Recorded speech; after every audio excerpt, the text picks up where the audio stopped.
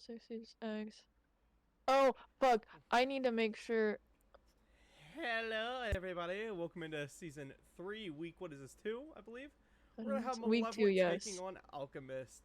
Best of 3 matchups, starting with Chalet. So let's jump down to the map bands, because the team's already in lobby, and they're actively waiting on us. But I believe My it will bad. be Chalet first. Well, yeah, you're just taking forever. And a little slow. And ever. And ever. Ruff, ruff, ruff. Leave me alone. This is bullying. Going into here the game chat, you just hear Keegan barking. What? Zabadara. Keegan is just barking. All right. My bad. Well, let's look at the predictions Okay, real quick, 60. because this is where things are getting a little bit hairy. The community vote has Malevolent coming out on top. It is a 10-5 vote right now. So I mean, Malevolent is kind of favored. How do you feel? Do you think Alchemists are gonna pull this one out, or do you think Malevolent will pick the knight? Oh yeah, I'm also joined by Honeybun, my lovely co-caster. I don't know if I'd use lovely. Like my co-caster. Dab on the haters. I just realized they probably can't hear you. Where's show volume? There we go. Alright. Go down to 20. I don't need them loud in my earlobes right now. Okay, then we're gonna fix the display. Now we're back to 240 hertz, and I cannot alt tab anymore. Anyways, am I? It's some sort of delay. I have my 180 second delay on, so it'll take it a hot minute. Are you like mentally delayed right now? By the way, I am live. So very much so. I am. I'm live as well, but it's just like live? gonna take a second. Yes. Yeah, Alright, so I what's your started it. prediction for tonight? Because the community is pulling What? for Malevolent. I mean, we do have. Did they used to go by? What? I think we have the season. Sorry, don't mind my brain. You and Caster are ready. What the fuck was that? Did I just read? Don't All worry right. about it. You're good. Just I mean, considering we have, if I'm correct, the season 2 champions here as well, you know, I don't know. It really depends and stuff, you know, because if I'm getting this correct, Alchemist were the winners of season 2. They were, yes. Like my sources, they were indeed. I am correct, so I'm not small brained. Currently yet. But I mean, I definitely think it's gonna be interesting. You know, we have the fans that say that, you know, Malevolent's gonna win this, and then, you know, in the sense of other things, we have the fact that they are the season 2 winners, which means they've won this before. You know, can they do it again? Really is the question at that point. You know, and so I guess it really just depends on, you know, how Alchemist plays today. If they're gonna play like how they played season 2, or are they gonna be playing a little differently? Well, knowing the Alchemist roster, this one is a little bit different than the DCAG Zinx combo that I believe led them to victory last season. Now they will have Tadix, Zelo, Toxic, N4, Intrinsic. This is almost an entirely different lineup. Rocking the same name, I believe it is Toxic's team though, so you know he's I think one of the main remaining factors from last time. However, Malevolent, I mean these boys have been solid. They've been sticking together for a while. So hopefully we see them continue on to bring that, you know, bring that power. If we see a Riksha drop another 0.6, tonight might be a little bit of an odd one. However, I'm going to go let the teams know that we are ready, or at least that I am. Are you ready? Yep. I am indeed ready. I think my delay should be done here soon. Right. Just a second. I did alt tab just to make sure everything was showing up. And so, I just went in and told them we're ready. Intrinsic says that he's ready. Malevolent says that they're ready. So it looks like we will be diving into Chalet.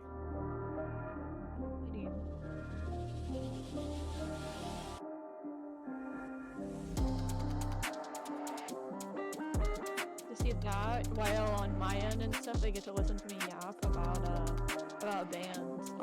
You know, Chalet, it's a very common map here. It's not something that I've seen played too often in these pro league situations, at least in the ones that I've been casting for. So I mean,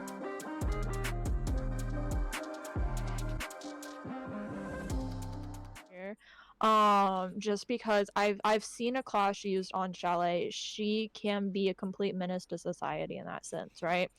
Of course, you know, we're also looking for a possibly Maverick ban. You know, we also saw that they did go for the Capital there. Or not Maverick, but well, yeah, no, you can see Maverick, but it's only for basement. And then of course we're gonna have that hard reach ban come out here. Oh my gosh, it See, took me down I from like 13 seconds to like 2 seconds remaining to finish my yapping. That was not fun. I was like hoping um for 13 seconds long I could, you know, get through my sentence, and then it went 2 seconds. I was like, oh great. also, I really do like that ban of that Capital, because he is such a powerful operator for trying to take that library control. And obviously by Alchemist starting setup here, they will be trying to pull for that bar gaming side.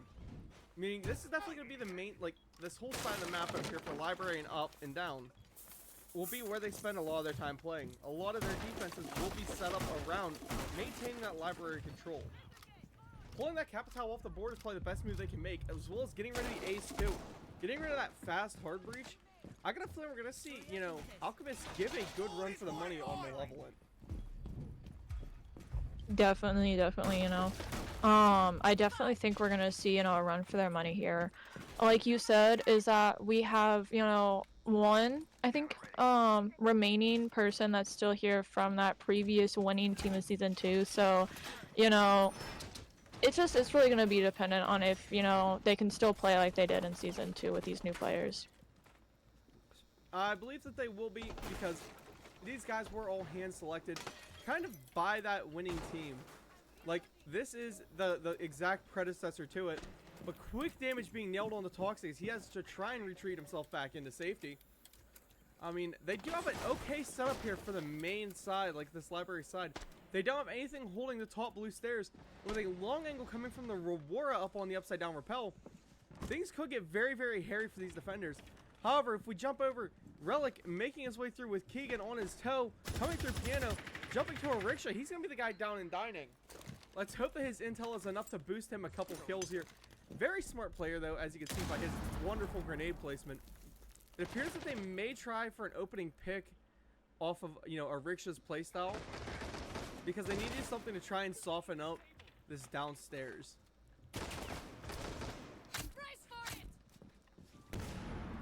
Now the double flashbangs coming and hitting down deep. They need to, again, push through and take these blue stairs. There is no shield holding the top of them, which is a great thing for these attackers. However, in the defender's POV, I mean, you can see N4 is just all balls swinging this. There's nothing stopping him from trying to get aggressive on it.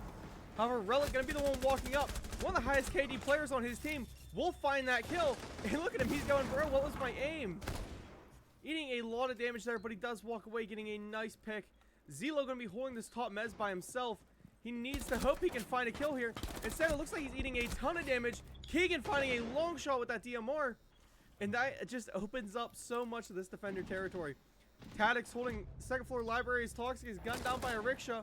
A rickshaw eating a couple rounds, though. Oh, for some reason, it won't pull me in a first-person POV. That sucks. And on the walk-up, we will see Sonically trying to take himself towards main stairs. Jumping down. Let's look here. We have Trin trying to play that hatch again, letting the recoil get the best of him. Tadix trading his little bit of damage out for a kill into a rickshaw. Our vertical play above will put Tadix down to about 1 HP, taken down by Panday with that pistol. And now Trinsic left in the 1v4.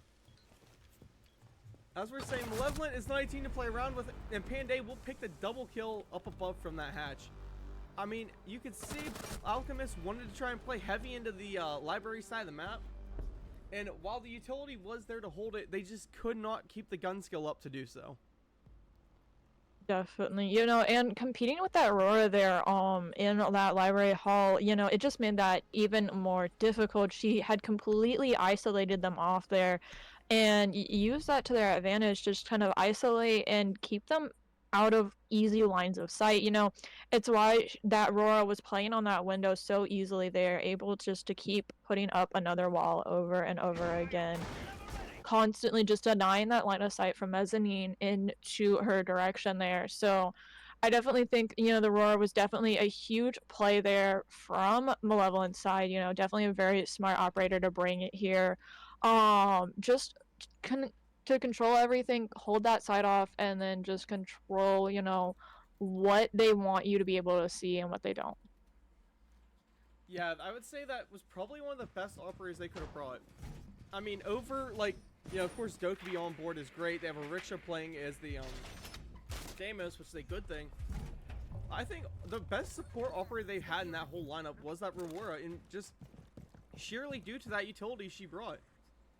I mean, the Flores got kind of denied, but he should have been more useful than he was. It was just those mute gadgets were so well placed.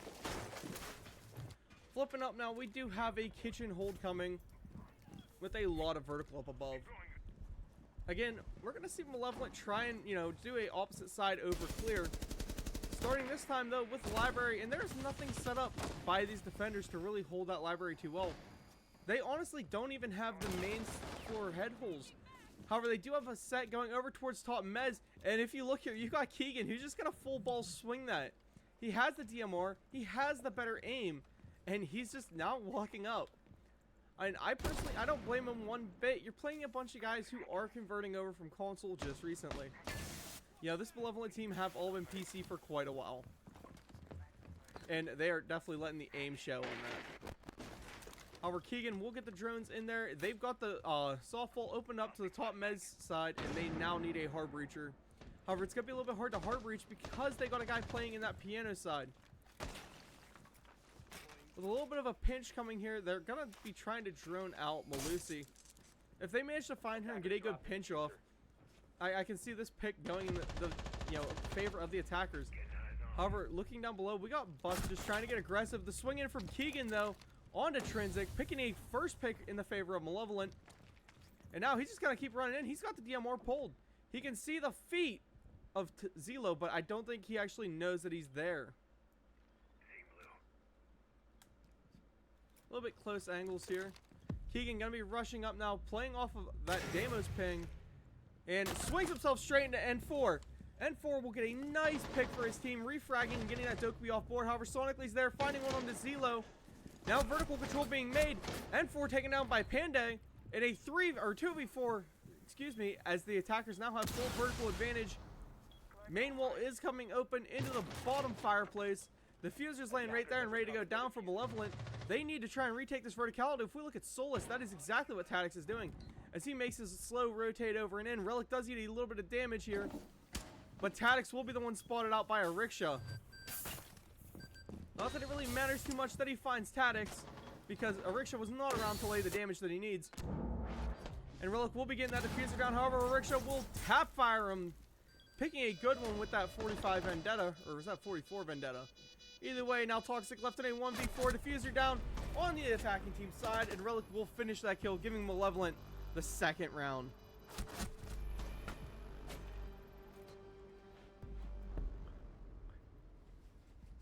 I mean, they're putting on quite a show so far, Malevolent. They're not losing really any gunfights. They're looking rather strong as they continue on the aggressive push through like they've been.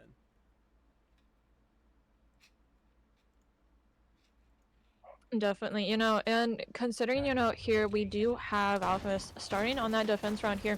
They're already 0-2. It's not a great look for them right now because, on any map and stuff, when you're starting out as that defender, you really want to end these in a 4-2 split, at the bare, minimum here. And, they're definitely not looking too hot here. Malevolent is absolutely just chewing them apart here with their attacks, and I'm sure we're gonna see them chew them apart even more on these defense as well here already. And so I'm just really kind of hoping we might see some kind of comeback here. 3-3, in the things, in just the heat of everything, you're gonna want to have a 3-3 if it gets down to that point, but is Alchemist gonna be able to do it is really the question here at this point. See, I tend to think a 3-3 split for Chalet is a good defender win. Because you want, at least a 3-3 at the very end of the day.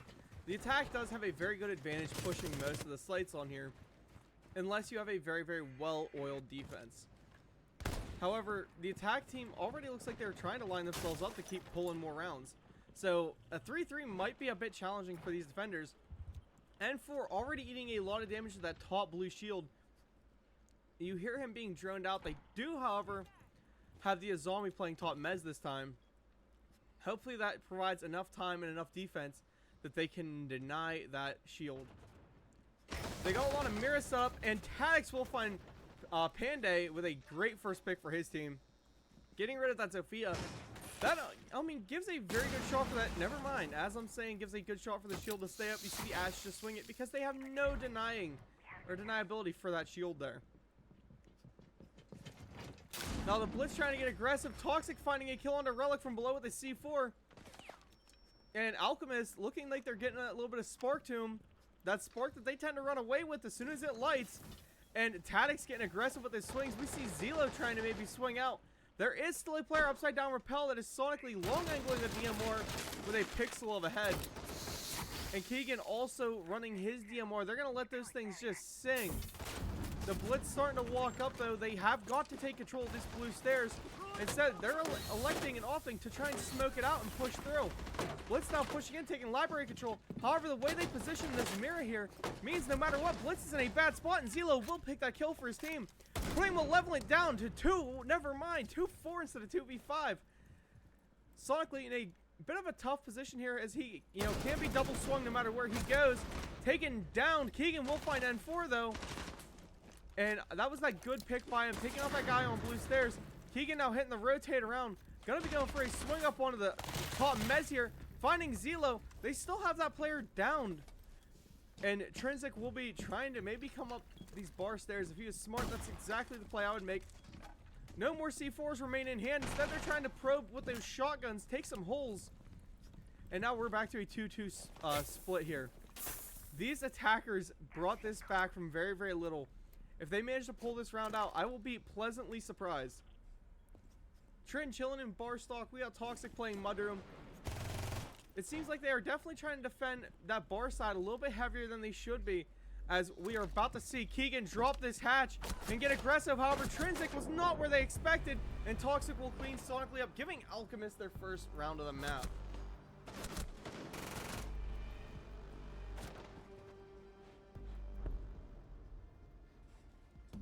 I mean, what a round that one was, too. Definitely keeping that thing very, very close. Alchemist, like I said, they just needed that little bit of a spark. And now that they hit it, they're coming back with it. I am gonna fix something real quick, which is that for some reason, because I pulled it up, is I'm probably gonna have to restart my stream. Kick is not wanting to have the delay on. It's like got like a 30-second delay rather than just fucking 180, and I'm like, that's an issue. Yeah, that might not be great. To everybody watching her stream, come on over and hang out. Attackers need to locate and defuse as many bombs. Well, it's just the kick one that I have to end somehow to figure out how to end it specifically. Wow. Turned out off. Alright, we got that fixed, I think. Yep. Alright. Looks like we have a very, very nice office master bedroom style hold here. I mean, we haven't really seen them pull a defense out for this side of the map yet. They had one for kitchen, but it wasn't a very, very heavy upstairs hold. Now we're seeing the library hold coming along with the office. I have a feeling things might get interesting because they got a lot of head holes made. Alchemists seem like they want to be that team that swings. Attackers are moving out to locate a bomb. Okay, random dude named Light just sent 3 paragraphs on my stream. Don't care, little bro, right now, because I think you're a bot. But Alchemists are starting to, they're bringing that heat, they're bringing that fire that they usually do. We got Sonically giving out those live drones for his team, though. And hopefully the rest of the team is able to either follow him in or get aggressive on it. Sonically eating a ton of damage there off that spawn peak, though. Dropped down to about half. I mean, losing a hard breacher this early on would be detrimental to any sort of attack. We're actually going to be playing that kind of flex role that he is great at. Coming in here in through garage. What's up, Norway? How you doing? You gotta set this to master bedroom.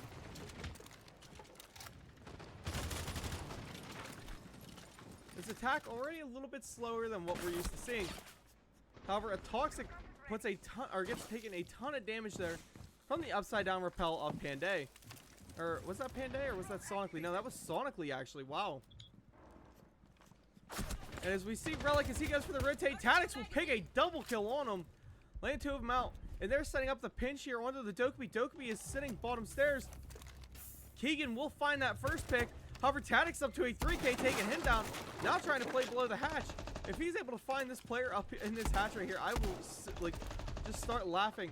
Because Sonically has been owning the window this whole round. Laying even more damage on Toxic. They're trying to bait that kill into Toxic, and you can tell he's telling Sonically, come on, raise it up just a little bit to go and finish your kill. Panday now has got to make a play to try and take Tadix down. However, Sonically will do it. Great pick coming from him, laying down the top fragger of that round. Now Toxic with very, very little HP left is pretty much, you know, forced into hiding in this closet and praying that someone swings him. Sonically going to continue on playing these windows. I mean, they've got to make some sort of aggression, you know, some sort of good push here for this attacking team. However, it looks as if Panday will be just moving back up to his window. If he doesn't find somebody off this double window quick, he needs to dive in and make a play onto either, you know, Zelo or Toxic. However, it's going to be kind of hard for Panday to make any plays from that double window because of where all these defenders are situated. They have 3 guns aimed almost right on him.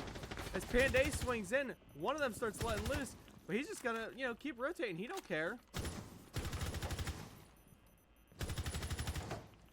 Missing the head of Zelo by literal millimeters. He goes to run up. Zelo had a full mag though. Takes him down. Then Toxic will find Sonically, giving a 2-2 split to the game. As stated, Alchemist just needed to warm up a little bit. Now that they have, things are going to start going their way. Definitely. I mean, like I said, you know, you want to see a 4-2 split here on that defense start. But I figure we'll hop over. I'm going to jump in the Mal VC and let's go listen in.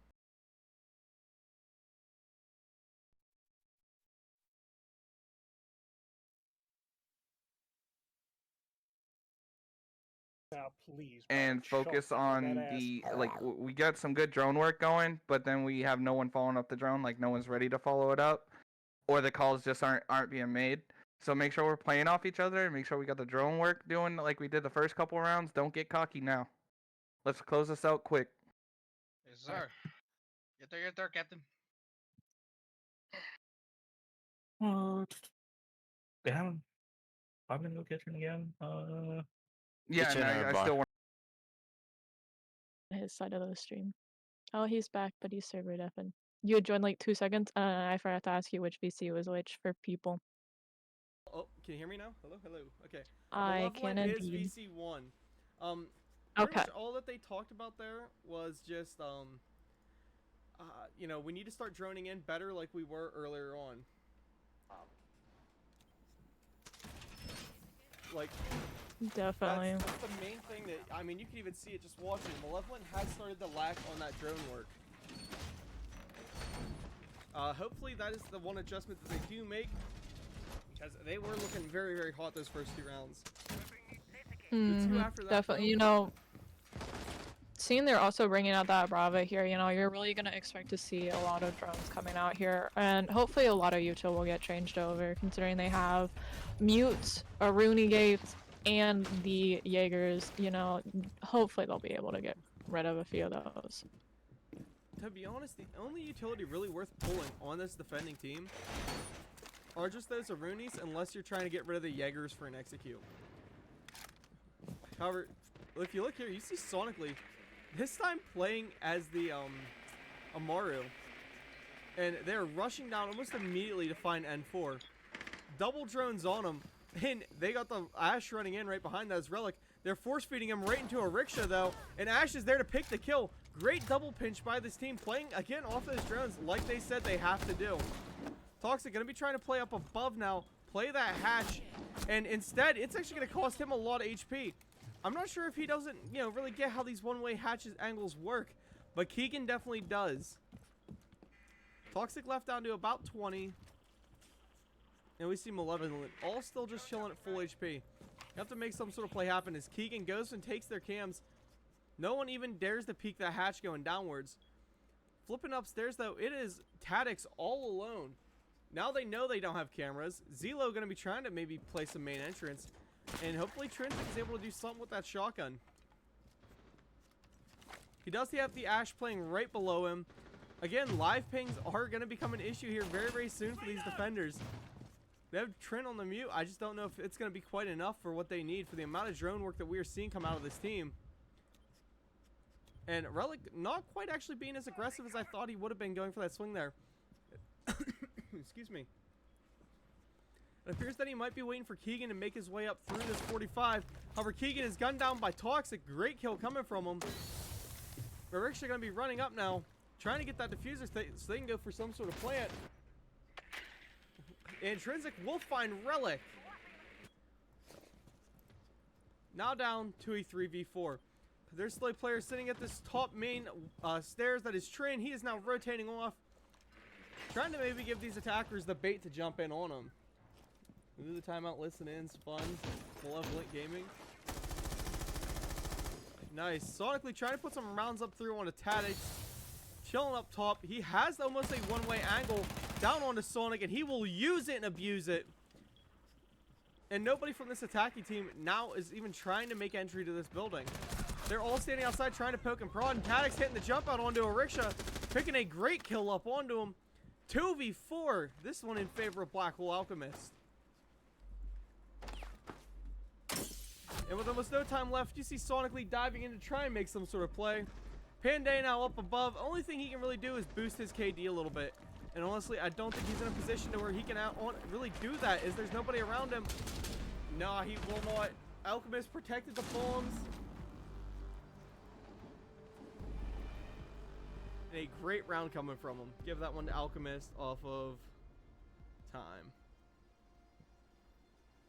Definitely. I mean, you know, we're seeing a huge comeback here from Alchemist. They were in that position 0-2 starting out, not looking too great for them, and they have brought this up to a 3-2 so far. Can they bring in the last round to bring it to a 4-2 split here in their favor? You know, like I said, on that defense, I think my Siege is going to crash, by the way. It is. I like how I saw that as soon as the characters were not loading in. We'll love to see it, Siege. I definitely think in some sense, you know, when you're on that defense, you have to be that 4-2 split, or at least a 3-3, to, you know, get a decent bit out of it, and then you really have to push on that attack if you are in that 3-3 split here. So, you know, really hopefully can see them bring this out for a 4-2 and stuff. It'll put them in a lot better, you know, position going into those attack rounds here. Let me know if you can't reconnect. I'll probably just stream the rest of this game to you through Discord, and then we'll, you know, jump it back in. For that. I should be able to. It just takes it a second usually. Yeah, just let me know. Yeah. Yo, no I'll one. Thank too you much. for the sub. I'd kiss you right on the nose if I could. Fuck her up, big boy. Looking in here though, look at that round count. I mean, like I said, Alchemist caught that spark round 3 and have just been riding that high ever since.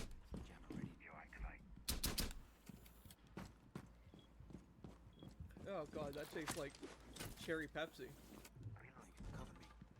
The basement defense coming, however, the attacking team will be trying to start up here in the library side. That doesn't matter much whenever you do have, who is Toxic down there chilling in the bar spot. As well as Trin maybe gonna be getting aggressive and come up there with them.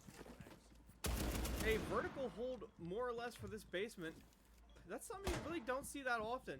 Typically everyone tries to bunker themselves in. Now is that gonna be something we continue to see? I really don't know. I kinda hope so. But Trin opening up right above him with that C4. Yeah, N4 coming up to rotate through West Main. And again, Toxic just gonna still keep chilling in that bar side. However, here comes the Blitz Rush, laying a lot of damage there onto a rickshaw, running for his life. And I mean, he's kind of being forced into this guy who is in bar stalk now. That is Panday coming through, finding the kill, sonically picking up N4. And now suddenly, Malevolent back on top as Relic finds a kill. However, Trinsic is there for the refrag onto him. 2v4, C4 ripping a rickshaw, eating damage, but still staying alive. And Zelo is gunned down by Keegan. Keegan did drop into that storage room. Now it is Trin in a 1v3 as he picks that first kill there onto Panday. Trying to ice out the Blitz. And getting the cross angle onto Sonically. Trin onto the triple kill. Trying to find Keegan as he plants. The Blitz running him down. However, it's kind of hard for him to, but he picks the quad kill onto the Blitz. 1v1 between him and Keegan. Pistols out. You can see Trin is trying to go for a long angle. And things are getting a little bit interesting. Keegan trying to make any sort of play that he can here. He's coming for the swing with the DMR and picks it up for a 3-3 split in the favor of Malevolent. Actually, there is really no favor. It's a 3-3. But still, as an attacker, being able to pull a 3-3 is not a bad thing. It's not a loss. The defense wants to pull, you know, a 4-2. Definitely, you know. I mean, to lose more rounds. Suddenly, 3 rounds later, it's tied. Well, yeah, okay, Golia. That's how Siege works. Norway is saying that Malevolent need, I think, whoever. I'm assuming he's a Malevolent fan. We need more map control. I kind of agree with that. Malevolent weren't taking a whole lot of map control that whole game. More or less relying on drones to clear things out and then trying to follow them in. definitely. Of course, you know, you're gonna see this mirror ban coming out here, which I had mentioned and stuff previously in the beginning, you know, seeing that possible mirror ban, as well as then a double shield ban and then a castle ban. So, you know, considering that they were having to play against those shields and stuff, you know, you can definitely see that they do not want to give them an option of being able to play a shield operator here whatsoever. And so they're going to take out those two super aggressive characters. Of course, though, we still have seen really aggressive Monty plays before, and he's still technically on the board right now. Of course, seeing, though, that both Mira and then the castle here are taken off the board, it just kind of takes off a bit of that utility that they could have used. The Mira usually being seen here in library, just to be able to see inside of library and kind of hold those angles off so that if they try to push into it, they can't really, you know, get that positioning they want and stuff without at least being seen. Yeah, I mean, I like the bans. This is a good set of bans. Castle is so easy to abuse. I mean, I really don't know if this team would do it, though, because we haven't seen them that much. But the Mira is always just way too useful. Malevolent, as someone who's watched them before, they really do not like to deal with shields. So, yeah, I kind of figured the Blackbeard and the Blitz would go early. Definitely. I mean, even considering the fact that they use that blitz and stuff to their advantage there and stuff, they're not going to try to give that other team the advantage to try to do the exact same back to them. Yeah, exactly. If we look over here, though, we will see a nice library side hold coming from Keegan for a full upstairs defense. But if you notice a rickshaw, the man with the 0.6 KD, he's going to be chilling here with a long angle, trying to hold on to Kitchen. However, some rounds are ripping through to him. He's kind of in a bit of a pinched-in spot. He's got drones all around him.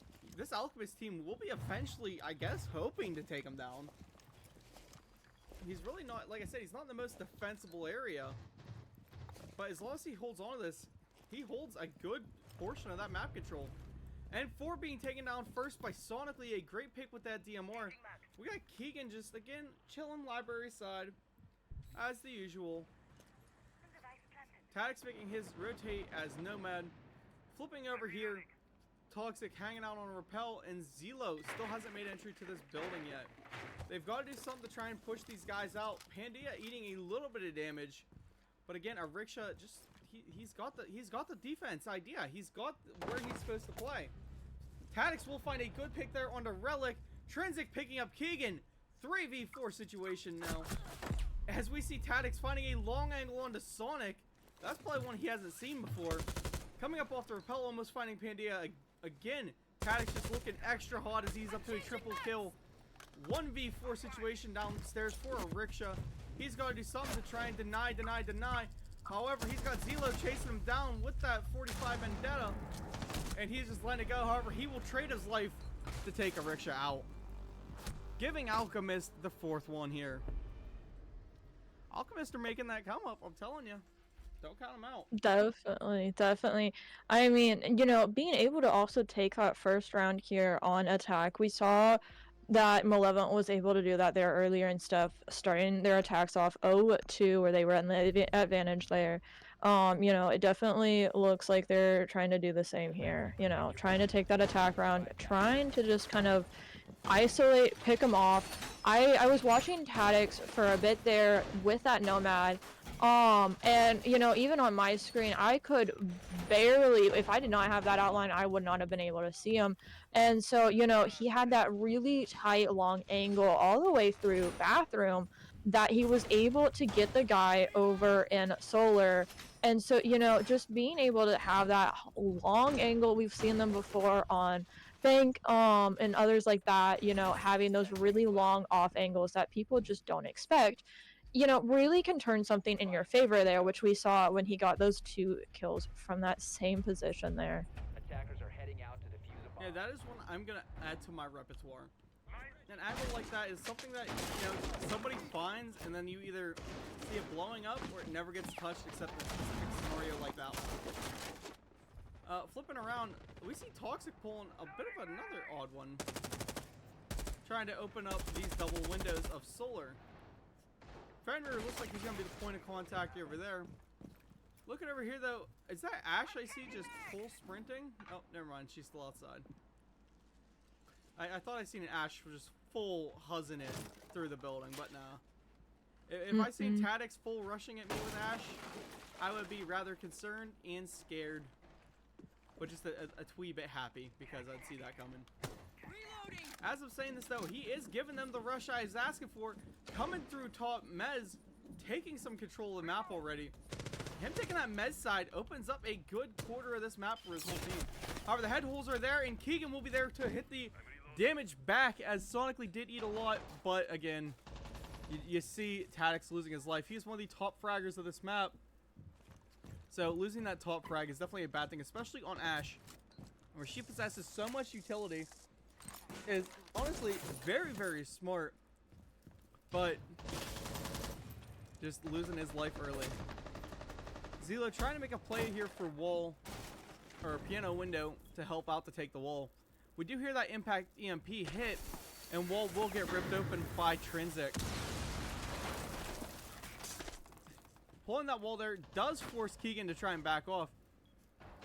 However, knowing Keegan's playstyle from what we've seen so far, I wouldn't be surprised if he doesn't get on swinging here. This is exactly where he likes to play. He likes to play the pressure. And we will see Toxic just feed it to him. Swinging in, taking that heady. And now we're down to a 4v4, 3v4 as Sonically just wants to make me a liar today. Long angle from bedroom hitting Trinsic in the forehead. Feeding one to the dome piece. We got N4 going for a rotate around. Toxic coming up in now. He has the office control. We got Zelo pushed up into piano. However, Relic with the C4 from down below finding Toxic. Zelo does pick the kill onto Sonically though. 3v4 up on site. However, Relic will take down N4. And now it is Zelo, the gunner man himself, in a 1v3 situation. Trying to take something. He's got the vertical control, but Sight is downstairs in kitchen. Live ping's being fed right to where Relic is, but knowing where Relic is doesn't really do you much good if you can't make some use off of that. He doesn't know where the other 2 defenders are, and they're honestly all pulling angles onto him. As he preps now to maybe drop this hatch, it's about the only play he has. Relic is holding close. We got Panday holding close, and a Rickshaw holding a long angle on it, and Relic will pick that kill on a Zelo, putting Malevolent back into the 4-4. They are grasping on to try and hold themselves in this game.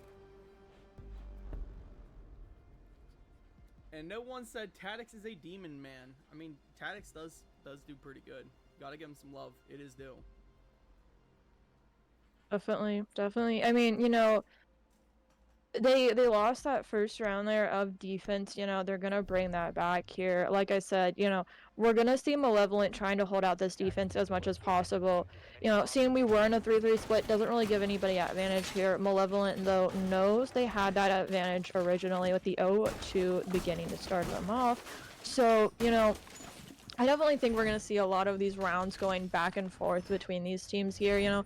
It really just depends on if Alchemist can, like, hold their ground here and just get that map control that they need. I think a lot of it, they're spending way too much time trying to clear certain things and just playing it way too slow here. Seconds left Honestly, before I agree. Alchemist did slow down that attack just a little bit. However, they weren't really pulling quite the gunfights that they needed to. They need to find a better chances for openings and find some more, you know, chinks in the armor to push through. Hey, I got an odd one. Who is this Marvel Eye guy that just followed me on Twitch? I'm only saying that because I know Oh, he's you watching. are playing with fire, I say it that one. Yo, I know. What's he gonna do? Try and burn me? Flipping over here, we do have the Valkyrie chilling on trophy stairs. Rickshaw, that flex character that he just loves to be, out here just running around. I love to watch this man play because you never know where he's gonna be at. You know, one round he's gonna be trying to entry frag for his team. The next round he's gonna be just chilling on the opposite side of the map. I mean, yeah, look at this round. He's just chilling over here, opposite side of the map. Really has nowhere that he should be at. Whipping his C4 out will lay a lot of damage onto N4 and Zelo. And he is now absolutely pinned on these trophy stairs. Trying to get away. Trinsic is there, but Zelo will find that kill onto him finally. And that play just really didn't matter to Rickshaw. I mean, you can tell by the way he's playing it. He did his job. He stayed alive as long as he could. He burned some time, burned some utility, and did a lot of damage. Now, could he have stayed alive? Yeah, maybe. But he did his job. Flipping up here, we got Relic gonna be holding these top blue stairs as he has a 3-man push coming, and they do have all the utility in the world. Count it out with me: a 1, a 2, a 3, a 4, a 5, a 6, a 7, 8. Just holding this one shield. A little bit insane. You know, the count would be impressed. But that doesn't matter all that much, as here comes some beads. They're just going to use the beads to try and burn all of the Jaeger devices, so that maybe they can send something in there. Zelo eating some damage. Sonically will find Toxic. Zelo getting down. Sonic playing that down below. I like that little 45 angle that he's holding off the chair there. Intrinsic trying to make a play now for the top Mez player. Tadix did get the revive, I believe, onto Zelo. Zelo now trying to make that rotate for his team. And Relic is, again, he's just still doing very, very good. However, the grenade falling on Library Stair, finding Panday. Relic did pick a kill onto Tadix, though. And we're in a 3v3, technical 4v4 as Panday is still alive. But Keegan finds one, Relic finds another. And now it is Trin left in a 1v4 as Relic goes for a long angle swing, picking the kill. And just going to prove why he is one of the best players on this Malevolent team right now. Yeah, let me just stroke that ego real fast. However, I'm pretty sure it's allowed. When you look at his KD and you see... Where is Relic? Oh, yeah. A 2.2. 10 and 5. He's got a 2.2, though, like, in this league. That Tell is me a that's not wild nuts. here.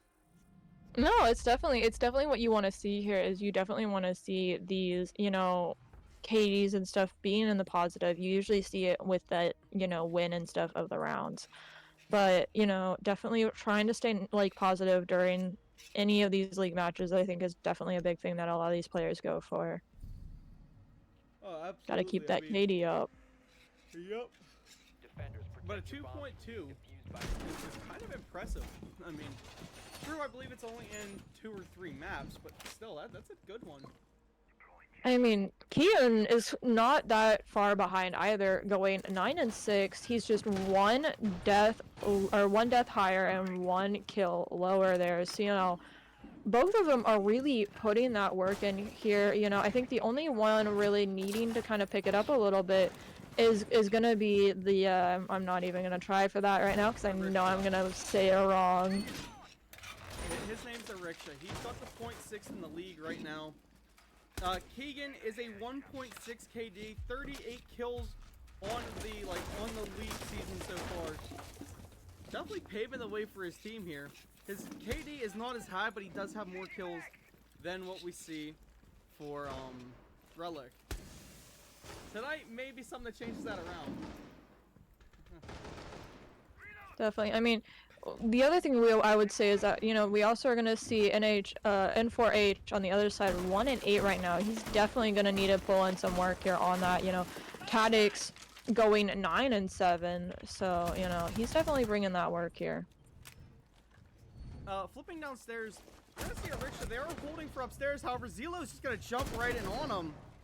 I mean, I like that hold that Riksha was trying, but Zilo just got that really good DMR spray and gunning him down now to 3 and 8, giving the downstairs control to the attackers, and we'll see N4 picking that kill onto Panday. We see a 5v3 situation now for Alchemist. This one is almost, I don't want to say in the bag for him, sonically whipping some rounds right over the head of Tadix. Tadix pulling for a long angle on that Nomad, kind of like the one we seen earlier. And that's a deadly angle. These defenders, though, are starting to dig their heels in. Not really wanting to rotate, not trying to expose the body too much. Toxic gonna be trying to play off of this double window over on Solar side. We got Zilo swinging in off those openings. Tadix finding one as Zilo finds another. Now does Keegan in a 1v5, and Tadix is gonna gun him down because Tadix is the gunner man.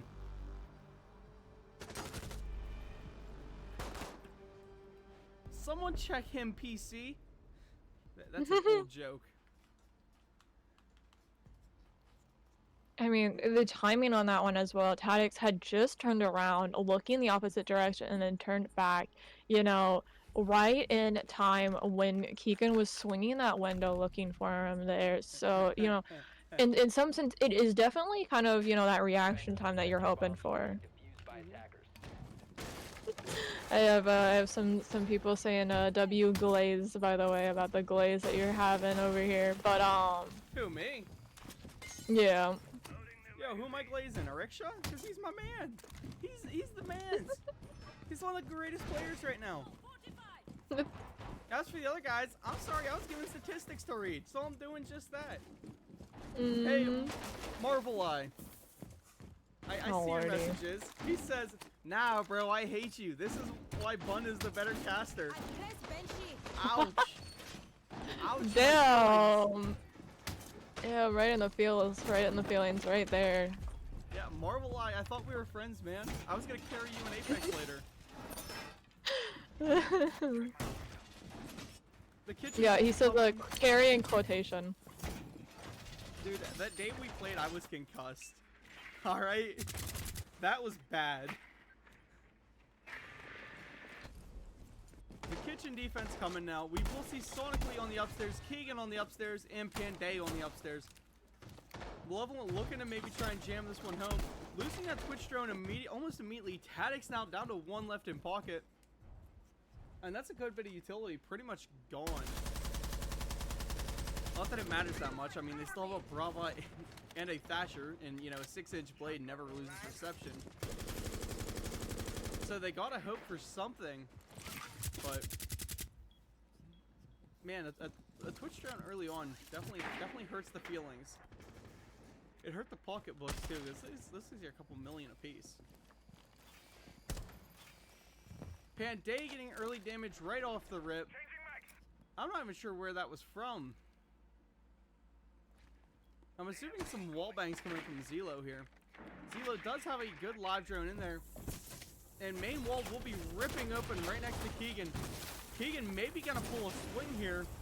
That is Trin standing close. However, with the drone coming out, if he sees Keegan and Keegan don't see the drone, which is kind of exactly what it looks like here, Trin is favored in that swing. Looking out here at the hallway, we have Tadix moving up close to piano door. However, N4 holding the long angle to keep Keegan contained. I mean, if he can't contain Keegan, though, this whole round, things might get very ugly, as a swing from Keegan can be very deadly. N4 now making the rotate up. Keegan going to be trying to take entry onto Trin, laying a lot of damage. Finding one, finding two onto N4. However, Toxic is there to take Sonically out, giving his team at least something to battle off of. However, Keegan's up to a triple on this round. And now a 4v2, sorry, up on site. Tadic's trying to make some sort of plays. He's coming for a swing. Keegan is, however, laying behind the main desk. The walk up from Tadic's right into the pre-fire. Quad kill on the round. 1v4 situation here for Zelo. And you can tell Keegan wants his kill. However, he thinks Zelo is down low. Now Zelo's rotating up high. Zelo is just playing all over this window. Even if it only guarantees him that kill onto Keegan, it denies him the ace. And, I mean, if I was Zelo in the BH Alchemist team, I'd be using this as a quote-unquote tack timeout. But Keegan hitting the ace Oh through my the window god. wall bang. I mean, Keegan is just Himothy. I told you this. I've been telling you this. That man, like I said before, he had gone from bringing that second on the board here right next there to who was it that had that 10 and 5 relic? The 10 and 5, now 10 and 6. Keegan had brought himself up now. He's up to 14 and 7. He has a 1.0 KD right now, just between the kills and deaths. You know, he's really, I think, brought himself back here, you know, especially with that ace. Yeah, I think Keegan just said, hey, the stat boards are mine tonight, and is coming for him. However, there are still maybe 2 more maps after this for, you know, everybody to put some more numbers up. I'd like to see a Rickshaw boost that KD just a little bit tonight, you know? Definitely, the you know. 0.6 ain't it. Or at least drop him down to like a 0.3. That would also be hilarious. I'll take that. But Keegan, I mean, I pulling think the ace. in some sense we're looking for both Ariksha and then N4H to both be bringing in a little bit more here, you know. Both of them are not doing the best here. NH 2 and 9, and then, you know, Ariksha 3 and 8. They are the 2 lowest on the board here, and they have been this entire game here. So, you know, I'm really hoping, you know, in these next, you know, few games and stuff here that they're going to be able to kind of bring that up and just kind of boost that KD a bit. Yeah, it'll happen. I expect N4H to pick a couple kills up here pretty quick. He is now ripping that Twitch DMR, which is exactly what he needs to try and, you know, give him that better edge for a gunfight. Swinging around, it is a bar games hold, with the attackers already trying to apply some pressures upstairs. A lot of drone work being done, and we do have some walls being ripped open, and some players coming in. Drones flying everywhere. Immediately seeing Zelo start to try and lock down this library and make it so that Keegan only has one angle to shoot from. But hitting the impact grenade, getting rid of that Rewara. Trin's taking a ton of damage as he comes in. N4 did find a Rickshaw though, taking a beautiful kill. Trin now sprinting up on a Keegan, knocking him down, but Keegan does hit the spray, taking Trin out. Losing that fuse player, that, again, it's a pain because that's a utility piece that you don't see very often. So you know when they're bringing it, they bring it for a reason. Rewara being played by Zelo now trying to move up onto Keegan. Keegan, though, going for the swing, finding Rewara. Triple kill on the round. And now he's got a guy below him, but we see Toxic up here on the top mez window, finding the pick. Relic from a long angle, finding Toxic, taking Toxic out. Now it's just N4 and a 1v3. This one goes for the map. Hitting the swing across the main mezzanine window. Relic is the one holding the tight pixel angle here. I'm gonna flip over and watch Relic's POV because, man, that's a hard angle to hold. N4 giving himself somewhere to sprint to, trying to lay some shots over there towards Relic. Coming in the building finally. Oh, well, maybe not. Maybe he's gonna keep running around here. Him and Relic are about to have a gunfight for the ages. This needs like Duel of the Fates being played over it.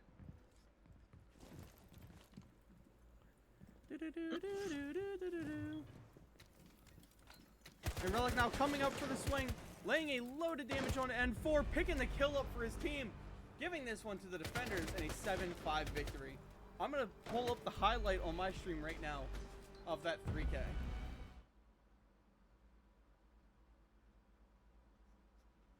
I mean, Keegan just absolutely stellar plays here. Coming off a great pick there onto Zelo, and then finding a second as he swings just right in. What a man right there. Keegan, what, 17 and something?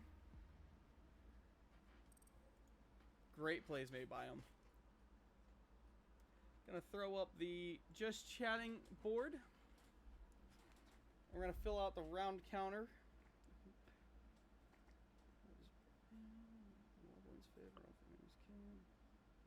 I'm terrified to alt tab at this point right now, so I'm just not gonna alt tab.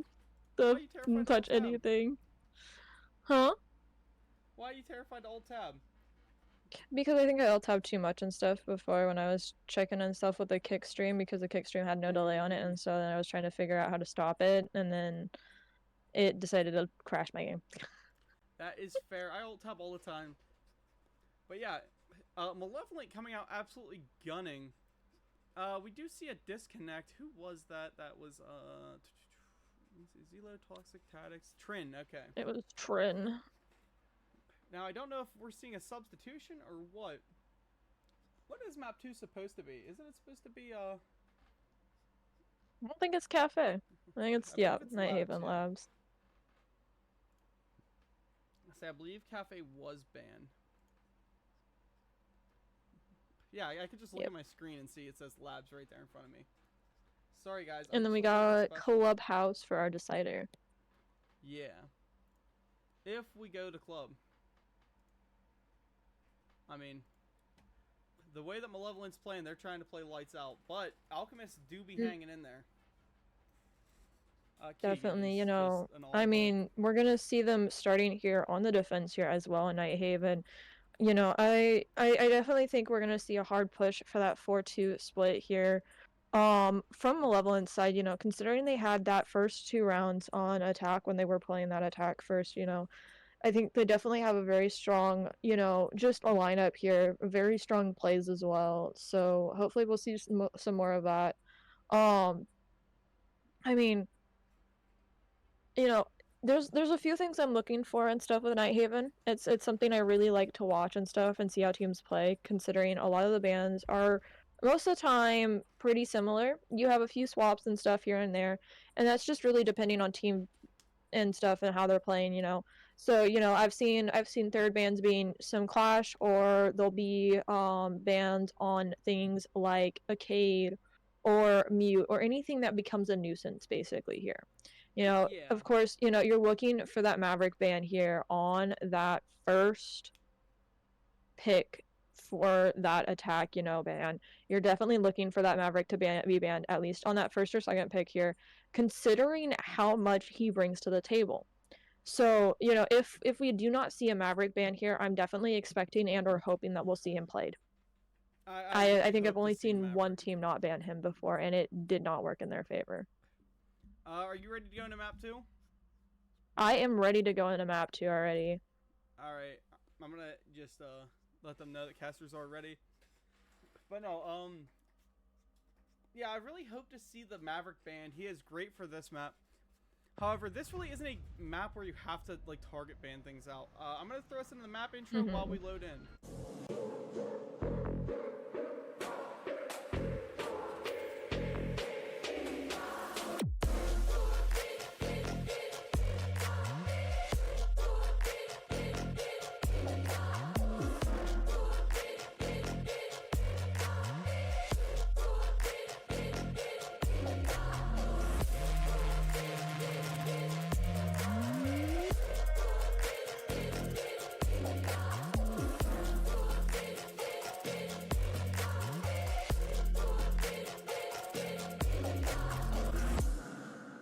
Bans and stuff for other things. So of course, you know, seeing a shield ban as well is not too much different either. Of course, you know, I've seen a 50-50 split between the Cades and Bandits. It just really depends on what that team likes to prefer playing. And, you know, when you see a team do their homework, they look back and see how other teams play or see, you know, what they typically go for. That's when you start seeing their very specific bans here. So, you know, it's, I think, why we're seeing the double shield ban here rather than going for a, you know, ace ban or a Monty ban or anything like that here. You know, they're trying to get these aggressive ones out of the way. But that still, like I said, leaves that Montaigne on the board. We've seen plenty of aggressive Montaignes as well because they're just a giant walking camera at that point. You know, they take up space, they can give out really good pings, and they can cover a lot of area, so a person can play perfectly behind them. And as long as you trust that person not to shoot you, you have a really, really, really good position there, having that Montaigne able to play really aggressively here. So, you know, definitely in that sense, you know, you can't get rid of all of the bans, you can't get rid of all the hard breach, you know. You can get rid of an ace and a thermite, you'll still have a Habana on the board as well as a striker or a Zofia, you know, where they have those cans they can use, right? You know, we're gonna see, you know, the bandit coming out here as well as a 2-row being brought out, which, and you know, I'm not really surprised for either of these. I'm definitely hoping to see, you know, some bandit tricking and possibly some tube tricking here from both of these parties, since they have them both here. You know, they can have one on each of these walls so that they can keep them up for as long as possible, which it looks like we are going to see a bandit tricking here in connector, and then we're going to see that tube route in IT connector, or an IT plane for the tricking. Jumping down, it looks like Panday is trying to maybe roam a little bit on this Valkyrie. I really do enjoy seeing the Valk pick coming here. You know, as you're saying, it doesn't matter who you really ban out on this map. Again, everything will happen. We see the wall play already coming. However, a nice, smart play by Relic here to rotate the Echo Shield over. Opening up down below, that is though Sophia denying any sort of bandit trick, but again, Tube is still on the board, so, yo, you just gotta be annoying for a good reason. Sonically trying to nail some shots down. However, we see Monty making access and gaining control of the top rafters. Nobody playing off him yet. Nobody playing that main battle tank setup. You gotta follow that Monty in. Instead, we're gonna see Flores now rushing in to take top control of the command center. Him, you know, finding Sonically on the first pick, eliminating that tuber out is a great thing. Toxic going in for plant. It looks like a back play, and Relic and all them don't even know about it. And Diffuser is down. He wasn't able to deny it. Toxic does need a C4. Ariksha will find Tadix. Keegan now running up. However, Zilo's there for a long angle. N4 finding one. Ariksha finding Toxic. Now it is N4 and Ariksha, or N4 and Relic taking on, oh god, I can't speak. Relic and Ariksha taking on N4. Relic with a 3K and Ariksha getting the defuse for his team. God, I'm just yapping to yap because I can't even think.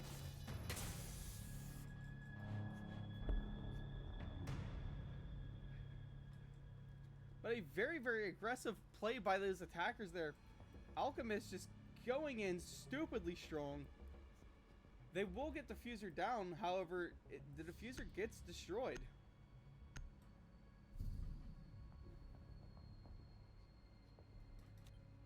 Honestly, a great retake by Malevolent. That was, I mean, I like the backstab that Toxic did with that Monty following in, I believe it was Tadix on the Flores. But it just wasn't something that really paid off because I don't think the rest of the team was ready for it, you know?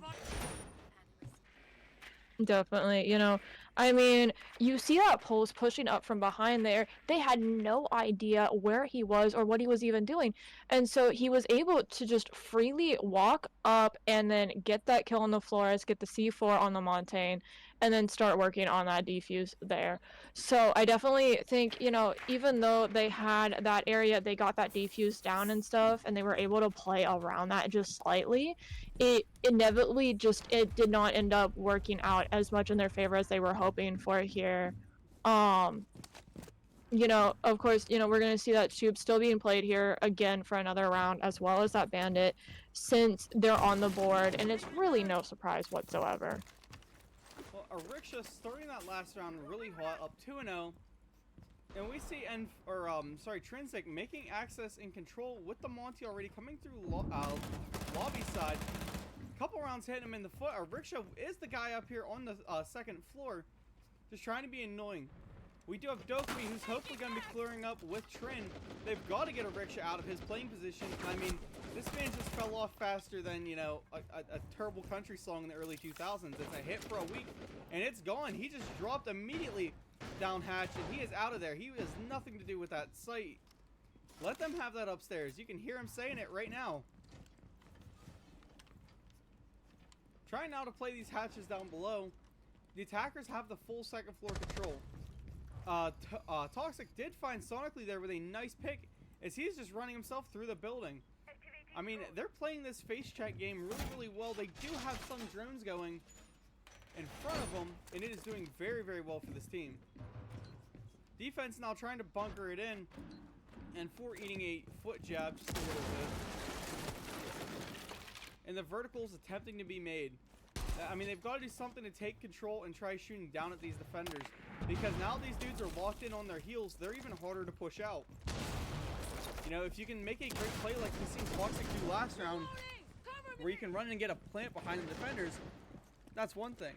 However, right now, with all the defenders just, again, they're locking in, they're locking down this site, it's going to be really, really hard to make a quick rush play like we see Alchemist like to abuse.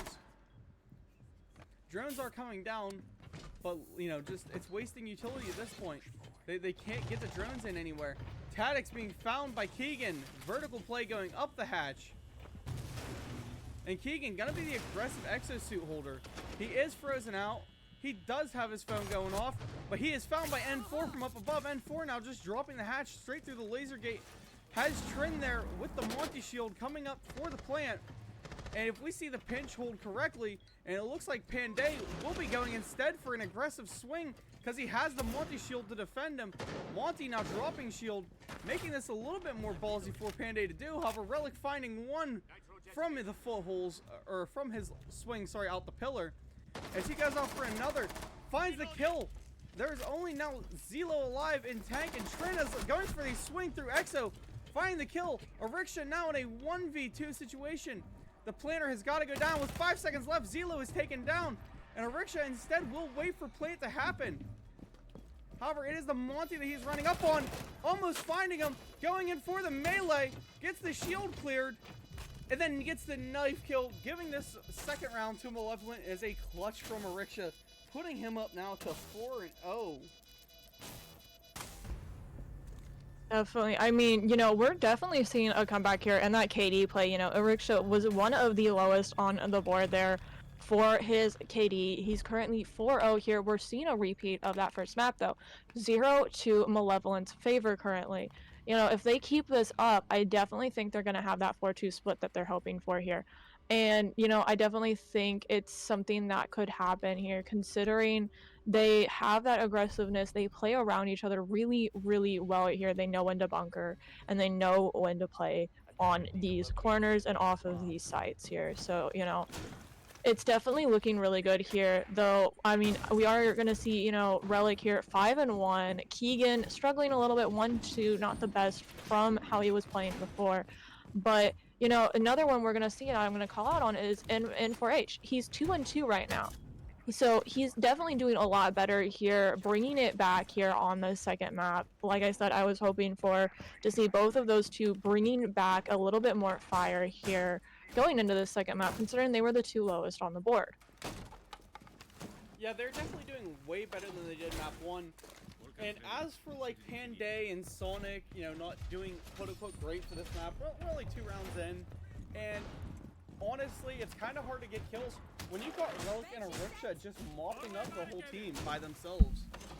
I mean, you gotta give Keegan where it's due. He's got a kill, but still, 5-1 and 4-0 in only 2 rounds in is an insane stat line for both of these players.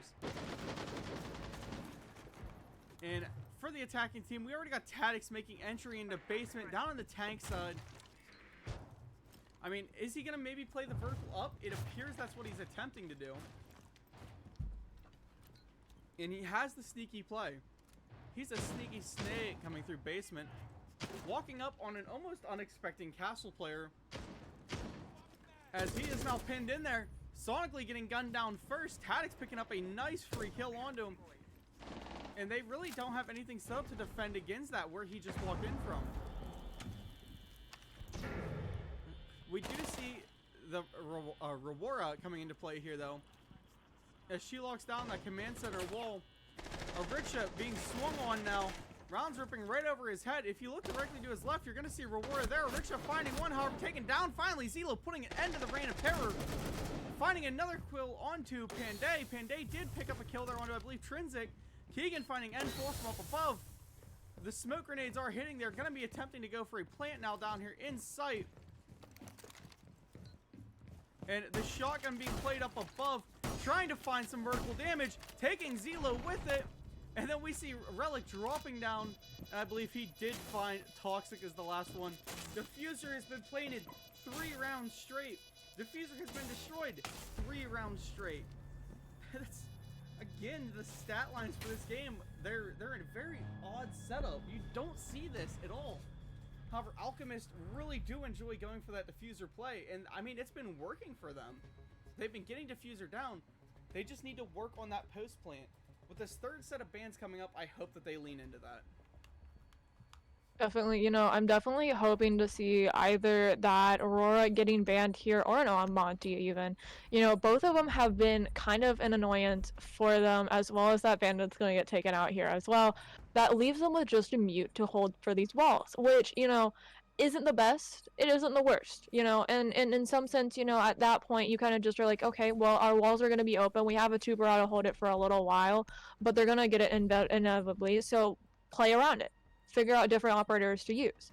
And so, you know, I think we're definitely going to see that here from Malevolent side. Of course, though, seeing that Monty is taken out here, that takes that shield off the board. They still have the Aurora up, but they have no shield to play aggressively here. And we've seen that Monty get used to play aggressively around this team here, you know, seeing that he had control of that rafters there, was able to get that back take into A, get the plant down, and then hold it, even if it was just for around maybe 5 seconds or so before he was completely blown out of the water. You know, they were able to use it in their advantage in some sense. And so I definitely, you know, am not surprised for these bans whatsoever. I definitely think, though, it's going to factor into a lot of these picks and stuff for what we're going to be seeing brought out here into play here. The zombie being brought out, a Goyo being played here as well upstairs. You know, it's definitely just not surprising at all whatsoever here. So, looking at this defensive setup, I know you were saying about losing that bandit is very hard.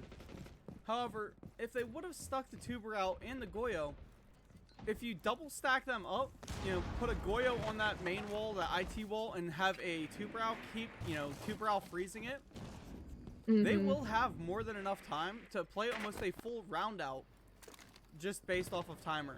A rickshaw is being droned out though, and it definitely droned heavy as we see the attack getting ready to push into him. However, he's walking himself downstairs, walks himself straight into one. N4 is down there. They're able to pick up the kill. Tadic's just being gunned down. I don't know what N4 was watching, if he was like, you know, just on his drone or something at the time. He really wasn't watching for the rundown. Pulse now being targeted by N4, and things could get wicked. I think he just was not paying attention, because he wasn't on a drone from what I'd seen. He was just chilling there watching for, I guess, somebody to possibly push around downstairs, but he just wasn't really expecting it to happen. I mean, that could be what it was. N4 dealing some major damage to Relic here, though. As this attack is starting to, you know, gain some footing. They are gaining the traction that they need. Ace coming through, ripping open a wall. However, Toxic will be taken down by Relic. N4 finding a pick there on a Panday. Not a lot of HP to go around for these defenders here, as Relic is about one shot. And sonically, it maybe took a round or two to his hip. But N4 is trying to play below. And things could get kind of dangerous here for players like Sonically. However, Relic finding a double kill in this round. The man with 1 HP in a dream, taking one down in that connector side. N4 below, trying to grenade up and out. Will not find any purchase with it. However, Zelo just runs himself in, finds Sonically, but Keegan is there for the refrag.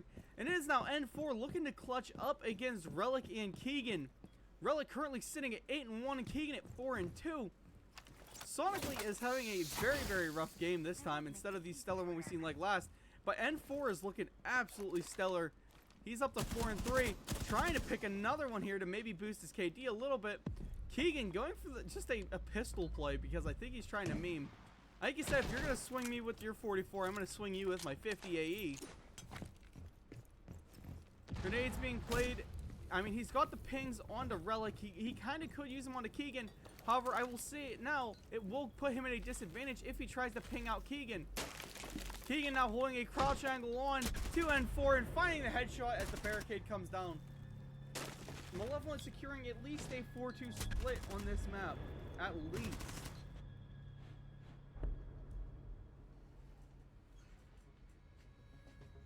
Apparently your audio was quiet, so I had Alt-Tab just temporarily for like a tiny second to turn your volume up a bit more. I could have my audio so... on my end. Huh?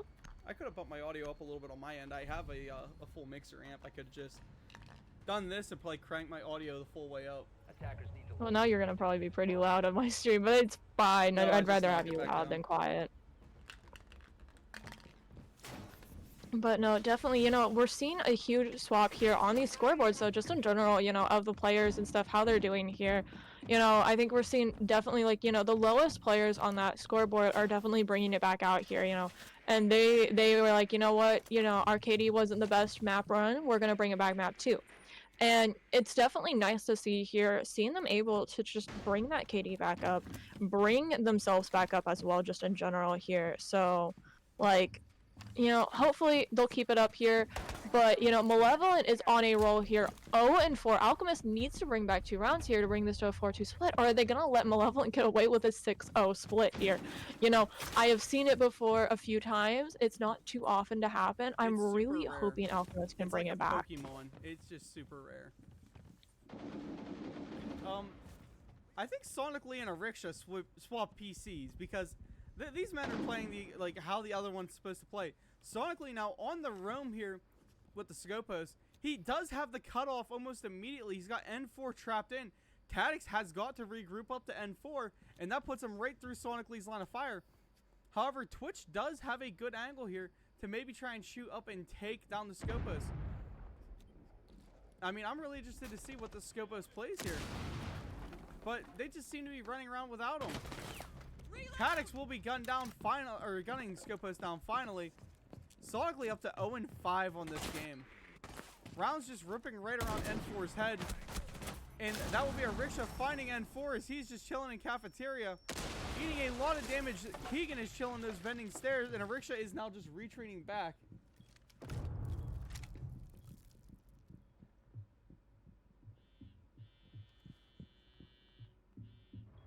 I had some random thing in my chat just pop up. I'm kind of like confused. What random thing popped up in chat?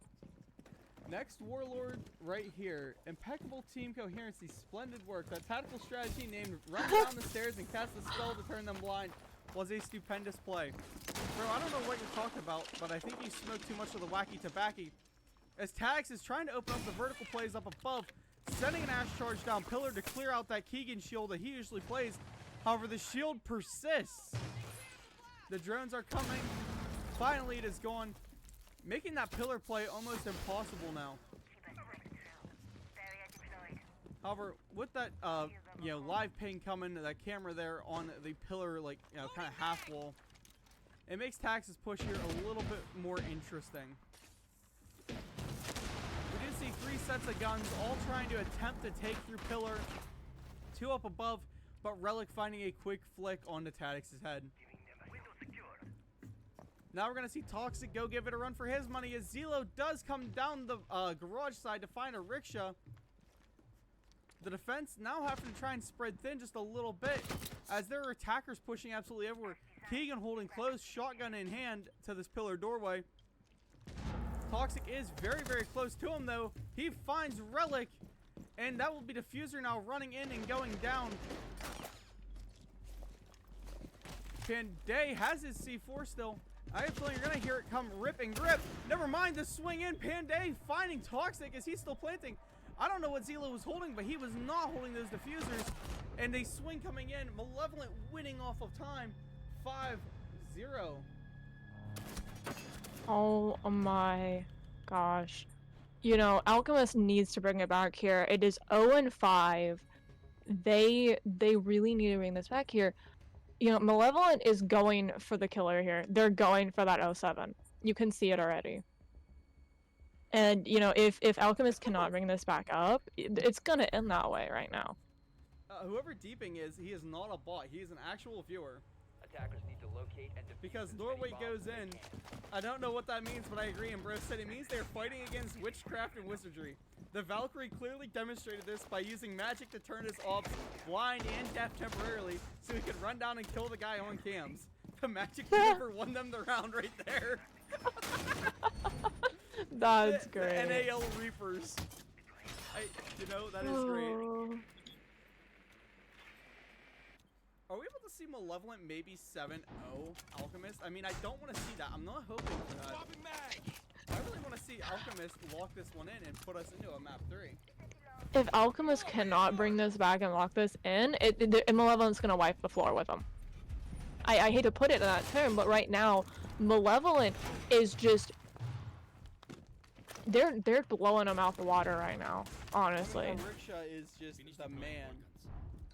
Oh, definitely. You know, Sonically is 0-5 right now, but it doesn't matter. Relic is going 9-2. Riksha is going 7-3.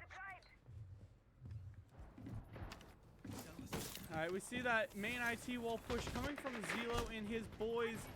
The Ace charge is doing wonders. Oh, I don't like what the camera just did. Oh. That made me feel seasick. But they do have to battle against Relic and his shield sitting from the IT door. Still a bit of a slower attack because they don't have that Monty, they don't have that shield to set the pace. As a team who is playing very, very heavy off the shields, I mean, that's kind of what we've been going to expect. This is a storage setup hold, by the way. Just, you gotta throw that out there because there is just so much attack or defender, sorry, setup up top that you almost think it's a normal upstairs hold. Trin gonna be trying to make entry here to these top rafters. Following in, maybe that Flores drone. Ace is already in IT though, trying to get aggressive. I don't think he even knows where he's being slowed from. But a Riksha down below playing that vertical, doing just God's work, taking Zelo out. He does eliminate the hard breach. It's a little bit late as everything's already open that he needed to open. Trin now just running for his life. Tadix will find Keegan though, which is a wonderful pick if you're rooting for this Alchemist team, because that takes out one of their top fraggers. However, you've got 2 more to go before you can definitively say that you have the advantage in this round. If you look down here to Riksha, who is just gunned down by Tadix, Relic will get the re on Tadix though, and that puts them 1 step closer to pulling themselves a round. 3v3 right now. Toxic rushing in for the plant. Trinsic finding Sonic up above. Relic finding N4. And now Panday, he is holding a pixel in the window. Gonna see Relic maybe going for this swing here, trying to take Trin down. He does have a Nomad on him. And Panday will finish that kill on N4 for his boy, Relic. He knows exactly where this Nomad is. They've got to make some sort of play. Panday is going for the defuse here, just trying to bait it. He once swung by Toxic.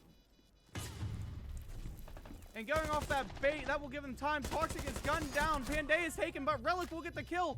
Triple on the round. Relic only has a couple seconds left. He might not have time to get this diffuser off. He won't. There is not enough time left in the round, giving Alchemist their 1 round that they need to start the spark and bring the comeback. Oh my gosh. Alrighty. You know, like I said, Alchemist needed to bring it back there, and, you know, at least they have a singular round to their name here now. Of course, you know, it is due to the fact of that time and stuff, but we've seen Malevolent here plenty of times take rounds because that timer has run out. They haven't had that time to plan. And so, you know, you take what you can get, honestly, in this point. You know, we're gonna see that hard reach getting banned here, of course, and then as well as a clash. So really curious on that one. Of course, you know, we've seen them use that Monty and stuff continuously. They had the other shields banned there, so it's not really a surprise seeing them take the only shield off from the other side. Of course, finally we're gonna see that Maverick ban coming out here as well. That leaves them with just the cans and a Thermite on the board to use and abuse here, but we're gonna see a double shield possibly come into play here. A Riksha on a Blade, Panday on a Montaigne. You know, it's gonna be a whirlwind here. Oh, absolutely. Attackers need to locate and defuse. Hopefully we see some aggressive push coming from these shields, as they're just 2 rounds off of ending the night. However, Alchemist, you can tell they want it. You can tell that they, after that last round, that this is what matters to them. Ball reinforced. However, that was almost a beautiful stellar clutch coming. I'm surprised it honestly wasn't, you know, maybe give him 5 more seconds on the board and it would have been. Sonically, if he wants to try and help his team put this map away sooner, he's got to pick up at least 2 or 3 kills within the next couple rounds.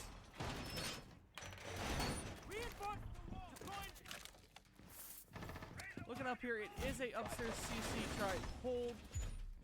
They really don't have much set up for rafters, however, they do have that mirror on board, so we will be seeing that default setup coming. A bit of a play I don't like, honestly, is the mirror setup onto the connector hall. I'm probably going to get some hate for this, chat, but I don't believe this is a good mirror. For one, it's super easy to pop, and that gives attackers even more lines of sight coming in. However, flipping over, we're going to see a blitz rush down in, trying to take some control. He runs himself straight into a smoke, straight into a tuber out. Trinsic eating a ton of damage. However, Trin will get the kill onto a rickshaw. Toxic pulling that shotgun, finding a kill on the relic. Panday eating a ton of damage here. It's a full 5-man push on the CC side of the map, and it does not work out quite the way they had anticipated, as Sonically really cannot do much with it. Panday being taken down by that grenade. Zelo pulling a double kill. It is now down to Sonically in a 1v4 as he takes his first kill. The only way he wins this is with an ace, and he is getting already the ball rolling on it. First kill of the game for him, and there are just C4s being thrown at him like it is dodgeball right now. We have Tadix, I believe, playing close with that shotgun, and it will lead to him taking the down onto Sonically. And Alchemist are starting to come back now.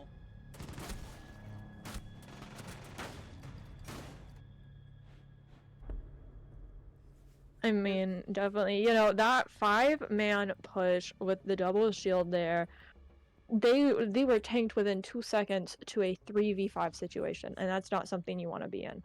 You have your blitz running in full speed to 4 people staring at him.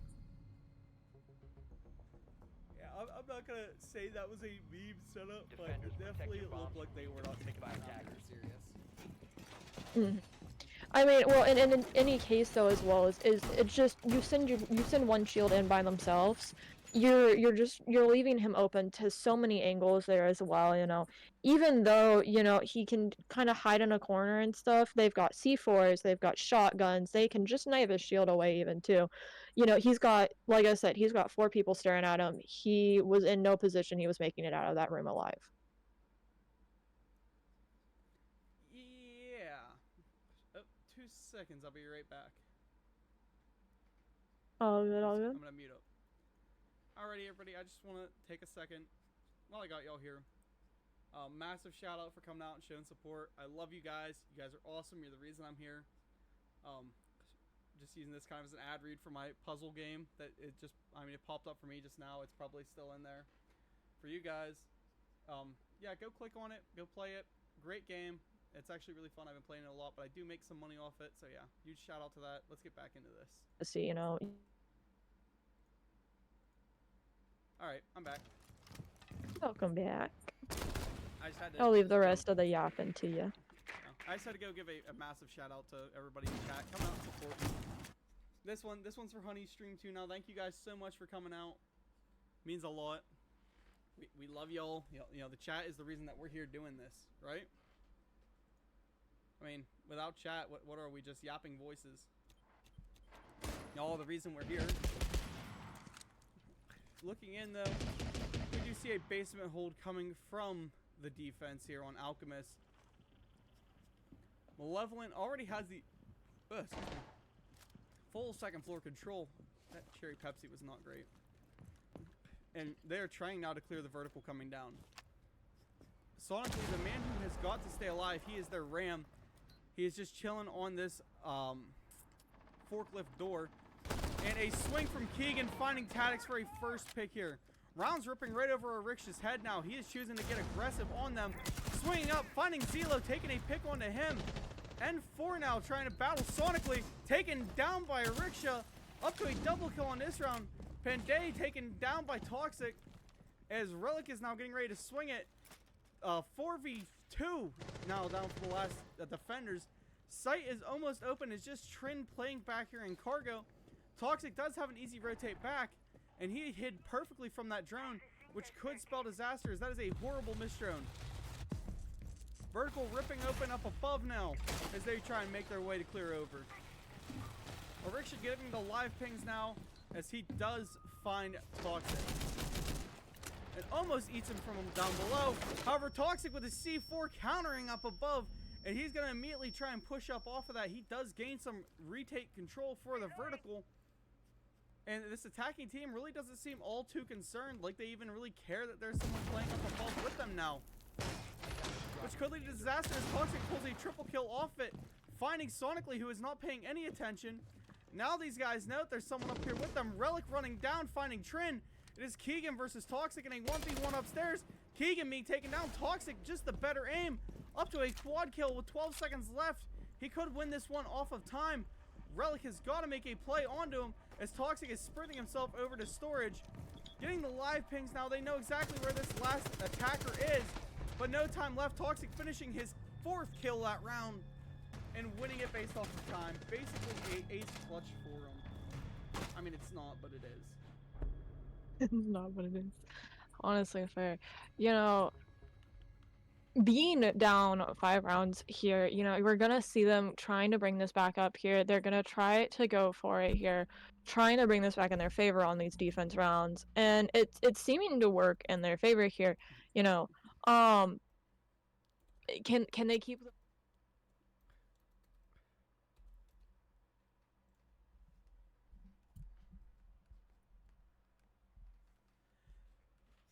I mean, as I was saying last map, all Alchemist needs is a spark, and they do start the comeback. And they have just lit it. So we're going to see what happens. Oh, actually I hit the wrong button. Definitely. I'm curious to see where this mirror is going to get placed here again, and if it's going to be in a controversial place or not this time. She still has both her mirrors in her pocket with 10 seconds left. We're going to see one in command center. Oh, she's putting them both in command center. I'm not too sure how I feel about this one. How are you feeling about this mirror setup? Let me zoom up and look at it. I mean, it's pretty common to see the console side. Are you reading what Deeping is putting or not? Am I reading what? Who is quoting? Deeping is in my chat right now, and bro is just paragraph after paragraph, and I'm just, yeah, it's something. Not currently in your chat. I have my chat pulled up currently at the moment. Give me just a second here. Obviously, my chat is better. With this being a control room hold, we do see the vertical being played, and these attackers just face checking the world. Panday going for the connector wall. We got Relic running up into electrical, and Keegan trying to hold that cheeky little long angle through. It looks like a full push up to the connector side. They're getting rid of the first Mira, but it doesn't talk. Now Mira, you know, hopefully gonna go for a good swing here. We do have Tadix playing over in Warehouse. Zelo trying to keep a hold of top rafters, and Toxic playing the C4 below. Tadix finding Keegan with a first pick though, eliminating that Doka B, and one of the better fraggers for this Malevolent team. Sonically eating some damage up in connector. I believe that's the C4 I was talking about earlier. And he needs to prep himself a swing and just get to it. Panday finding Zelo though. Great pick coming from him. That is starting to give them some control up into these top rafters. With the flashbangs, those blinding spells rolling out here. We're going to see a Riksha go for a swing. He over predicts it. And Sonically gets a kill. But Tadix is up to a triple now. Sonically does deal him a lot of damage. Panday still just chilling CC balcony. They've got to do something to try and push Tadix out. However, down below we do have Toxic playing. Oh, but he is not watching to help his boy Tadix at all. And Sonically will run in there for his double kill in this round. Toxic still, again, he is below. He's trying to play maybe a C4. No, he's out of C4, sorry. And Panday now has control upstairs. So does Sonically. Trying to play some vertical angles here. Toxic getting a lot of damage from Panday, taken down. 40 seconds left. They've got to do something here. Is Trin now trying to make a little bit of a flank, pulling up through waterfall stairs. I believe this flank could spell disaster for them, as Panday is on his drone, not paying any attention. And if this leads to Trin's finding a free kill, I'm going to seriously laugh. However, Sonically is taken down on the rotate. That means Panday now has to know right where he's at, and he's instead going to run around and drop down and try and plant over in the storage side. Live pings now coming out. We're going to see him start dropping the diffuser down. with that live ping coming, with there being no time left, Panday just has to plant in the middle of a room, giving Trin the round here. Trin's just pulling, what, a 4K or a 3K out of absolutely nowhere, putting Alchemist up now to 4 rounds.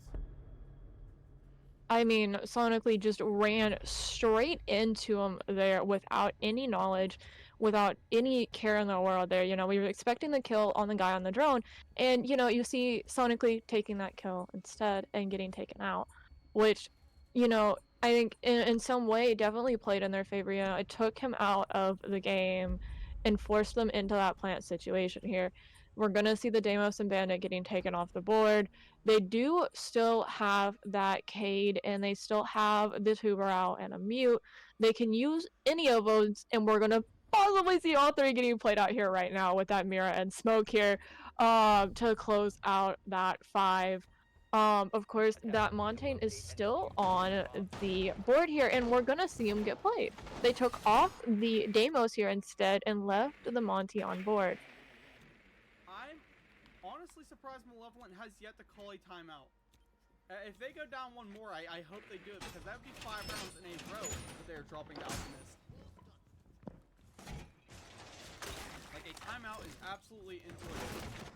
Try and reset the mental, maybe, yeah, just take a minute and say, okay, guys, we need to start playing this, you know, get our heads back into it.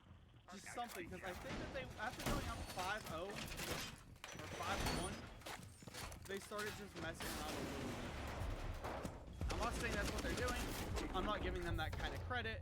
However, that just seems to typically be the mentality of a lot of Siege teams. Once you pull, you know, 5, almost 6 rounds in a row, you tend to just say, hey man, F it, let's play. Seeing a Riksha now back onto the shields, he's going to be the one hopefully taking Raptors control almost immediately. And there's really nothing up there to contest him.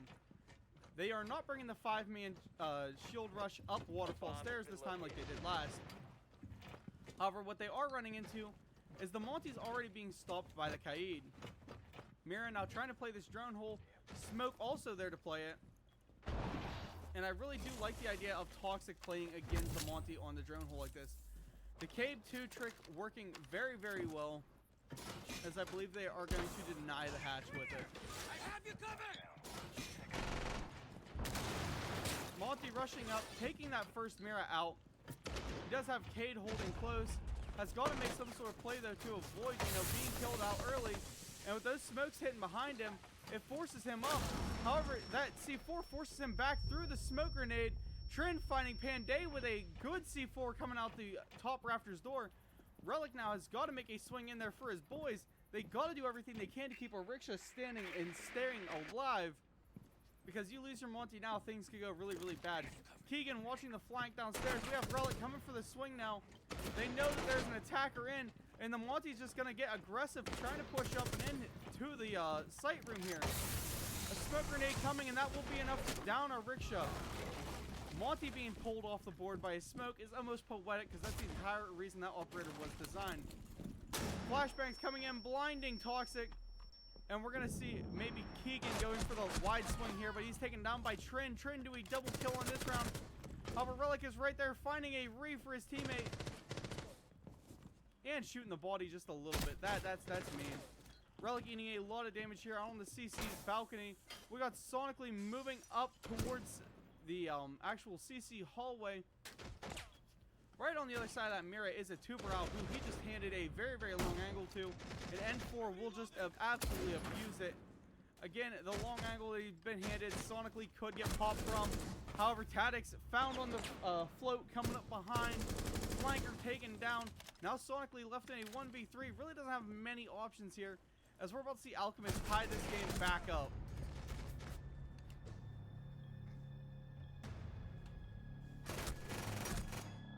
Hello, Michael.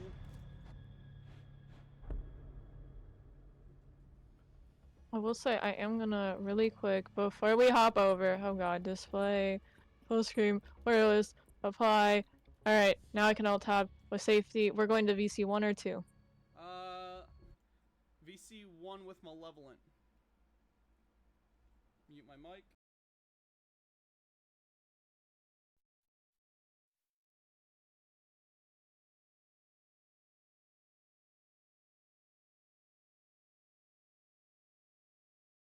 we're just gonna be pushing it into a fucking doorway. So either way, we gotta clear it and everything like that. Our attacks are looking strong till we get to the late round.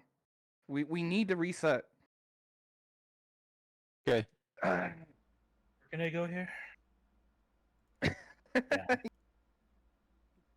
Over here before this starts, I'm also gonna real quick just display and then I'll pop that back over to full screen, apply the changes. There we go. And now we're back If you up just to run full borderless, screen.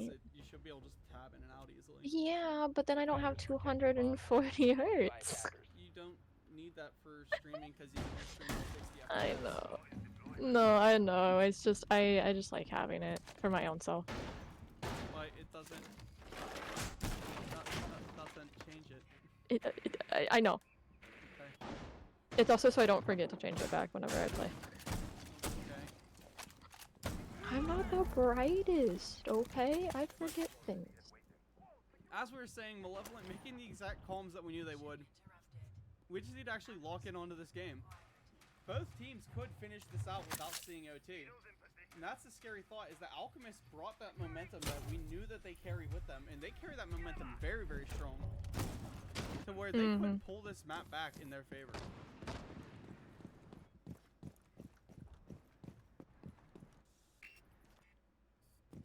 Yeah, let's look at this defense now. It will be N4 on a heavy roam up here in servers. Toxic chilling in control with Zelo, and Tadix kind of over on that storage side. Trin will be the guy left to anchor down in sight, which honestly is where I like to see him. Ariksha's set up now, trying to find some utility, and instead he finds a live ping straight onto N4.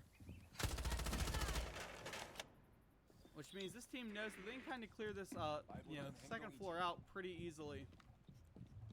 And 4 now electing to, maybe hit that roam. I would love to see him come back up the main, the lobby stairs. You know what I mean? Definitely, he's rotated back around though to his other teammates here over by storage right now, knowing that, they're trying to clear him out and trying to clear that upstairs.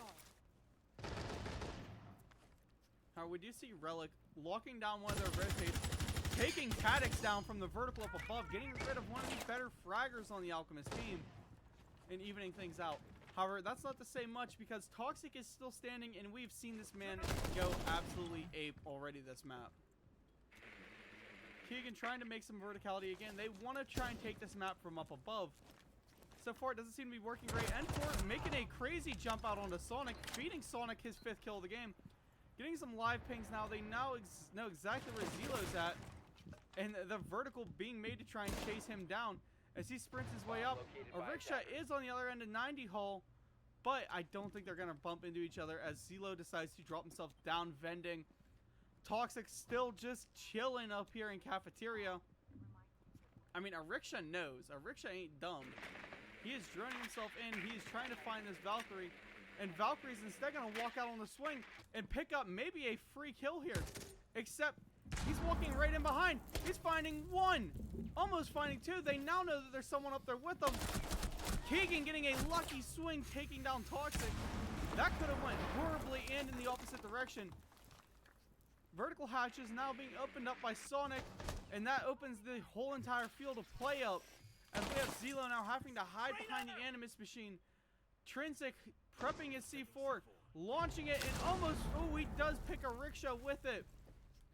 Now down to a 2v2 as Keegan walks his way down the back stairs, taken down by Trin. Trin, the absolute, just pulling the gunny up right now. But he is taken down by Relic. Relic up to a double on this round. Has got to go and start getting diffuser planted. And Relic cannot plant. I don't think he knows where the actual site is.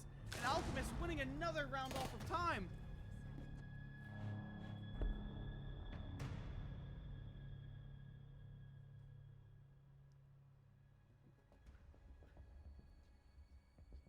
Alchemist now have the lead. That's a 6-round straight comeback. It is, and it is absolutely wild here. Alchemist was down 0-5 here. They've brought it back 6 rounds in a row. Can they close this map out, honestly? At this point, I feel like in some sense, some people are going to start rooting for that comeback here. and rooting for that third map because, you know, Malevolent, they had that momentum at the beginning that they had brought in from map 1, but they weren't able to keep it up. Alchemist got that spark they needed, and it set a fire inside of them, and it has been burning ever since this entire time. So, you know, they've come back, and they're here to stay at this point, honestly. Chat, how is my mic now? Is it much better? I bumped my audio back up. Sorry, I tend to lean away from it because I lean to my right while I'm streaming. So I need like a dual microphone setup. That way I can lean and talk into one while being in the other.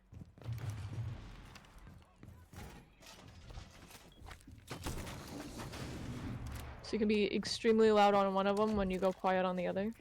10 out of 10 reason. Deeping just said, I think the caster was a Malevolent fan and is sad that they were about to get a full reverse sweep, so he migrated across his home to cry in silence. Or to cry quietly. Right. They're saying my mic is very quiet here, so I bumped my mic up a little bit. I'll up my output just a touch as well. I don't want to turn my gain up though, because gain is how you lose quality. Zelo gonna be trying to lock in a defense here as Toxic finds an opening pick there onto Keegan. Great one to start it out. The Malevolent Mage is back at it, casting spells on the opposition. Zelo finding a good pick there onto a rickshaw. Now we're down to a 3-5. It looks like Alchemist want to put this map away easily. The Malevolent get a little bit overly cocky. That is a very, very solid possibility. However, Relic is there to fry Zelo, taking him out for the first pick for his team. Walking in, he does have N4 that he has got to deal with. And instead, he's making the smart play and rotating away. Looking downstairs, it is Toxic and Trin. Definitely going to be the ones to hold sight. However, Relic finding one, Tadix finding Panday.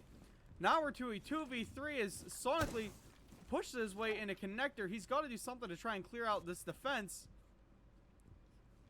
And N4 has the live pings. He knows right where this where Sonically is at. Tadix chilling in electrical. Sonically not really in a great spot to make much of a push. However, N4 eating a little bit of damage. However, the shotgun rush by Tadix will lead to a great pick onto him. And Relic just gonna rush into sight here. Trying to hit a pre-fire onto Toxic. Electing to stop and pull that. And N4 will just take him from up above, giving Alchemist map 2. The comeback on the aim there from N4 at the end there, he saw the jump in, wasn't able to react fast enough, but able to get it through the floor. Definitely great job coming back from that first bit of pre-fire on that itself. I mean, great comeback though in general here. I think this map, we saw both of our lower players come back here very, very heavily. They knew what they needed to do, and they put that into play here. They knew they were the lowest on the board, and they said, we're going to fix that. I mean, just what a comeback from that team. Map 3 will be Clubhouse. 7 rounds in a row? 7 rounds straight. Yeah. Now, going on to Oh Clubhouse, my this lord. is something where that momentum could continue to carry on and, you know, pull them up in, like, Alchemist winning this map out. They are the last season winners, so you know they do have the gun skill to continue on going like they've been. Let's see what they have to go. Definitely. You know, I mean, they have that fire inside of them. They've got a game, they've got a round, a map under their belt here now. And it took me way too long to figure out the actual word for that. Wow, the caster has returned from the other side of his house and is now only on the other side of his room. Maybe take that pop filter off? I don't know. I mean, I do have a big pop filter. Let me take my small one off. Maybe that'll make me a little bit louder. Ah! Yeah. But I mean, you know, Alchemist, they struggled with that first game, and they really brought it back here the second game here. And so I mean, it could be anybody's game, honestly. It just really depends. But considering in the fact that, you know, like you said, when Alchemist has that match lit, they burn an entire fire through the other team. Oh, yeah. And we saw that they're on the 7-round comeback from them. I definitely hope to see them bring that fire into this final game.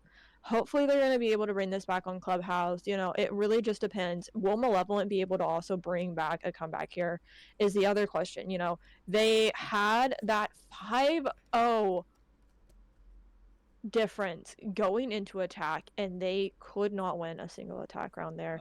You know, that has to hurt.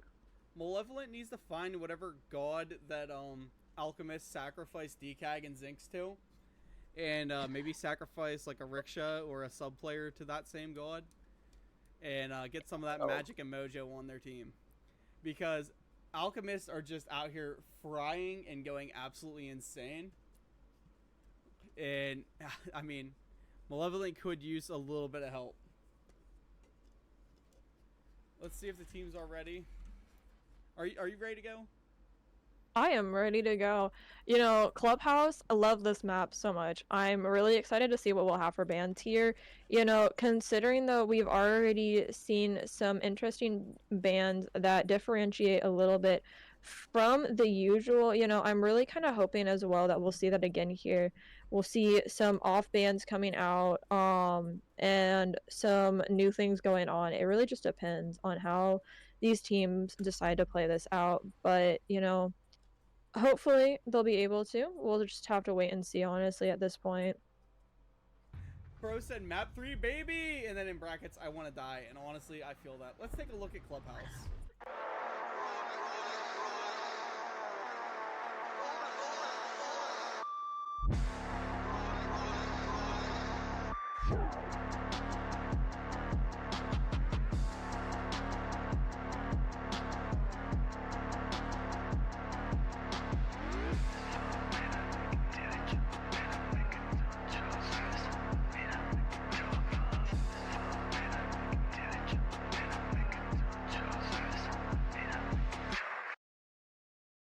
That is going to mean they're going to have to, in some sense, if they feel up for it even, trick the hatch from basement with impact grenades.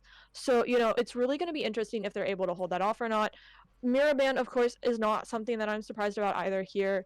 Of course, we're going to see the double shield ban here coming out. Still leaves that Montaigne on board. It leaves all Hard Breach on board, as well as, again, a Maverick. So, you know, this is a map. It's a 50-50 if you see a team bring out a Maverick or not here, if he's in play. It's another map that I in some sense and respect, kind of expect a Maverick to get played as well. It really just depends, though, on these teams, how they choose to play. You know, seeing them go downstairs, though, here is definitely going to be interesting, considering they have no Cade. They can't keep that hatch for very long. How are they planning to hold that? Of course, they have the Goyo here, Panda, or Panday, and so I'm really hoping that he might place one of these canisters on top of that kitchen hatch, just to kind of help hold it a little bit longer. Though, you know, here we're going to see they have some impact grenades, but not a lot. They only have 2 with the Goyo. They have a C4, they have proxies, they have a camera, and then they have 2 barb. So, you know, in some sense, they can't even really trick that hatch if they bring that Habana, which we're going to see Toxic already swapping to that Habana here. More than likely going to opt to try to get as many hatches open as possible. It leaves the question and stuff, are they just wanting to leave that open? Are they wanting to leave it where they can use that to their advantage and stuff in some sense? You know, it makes you wonder. I mean, if they're leaving it open, they tend to usually have a decent plan for it. But how they execute it is what's going to be weird here. We do see a rickshaw holding the new castle hold up above Imbar. This is something you... Okay, my printer just started beeping. You don't really see that often, as it is still relatively new, and not a lot of teams trust the idea quite yet. However, we do see Relic and Keegan holding upstairs, top stairs. Trend gonna sprint himself right in. Puts him to where he can't get in contact with Relic. And Ace does have that wall open, that long wall into where Zelo's at. So, they do have, I mean, a lot of ground to take here and a lot of ground to play. But Relic being rushed down by Tadix, now Keegan left upstairs, last alone up here. And they're starting to try and make some angles to pinch him in. They really haven't started pushing his cash side yet. However, they do have a live drone on him, and they are trying to open up below. If they're given some live pings from, you know, through the soft wall here, things could get ugly. But Zelo will blast soft wall. Keegan gets a pick off of it, lays some damage to Trin. However, Zelo is there to get a pick onto Keegan. And things are opening up for this attacking team. The defenders are now all dropping themselves down towards site. And live pings again. The drone work from Alchemist is absolutely insane. Zelo going to be rushing down main stairs. Hopefully, you know, he makes the actual push and doesn't just, you know, open up some verticality and play it for 20 minutes. But they need to keep riding that momentum. That is one thing Alchemist feeds off of, is that momentum.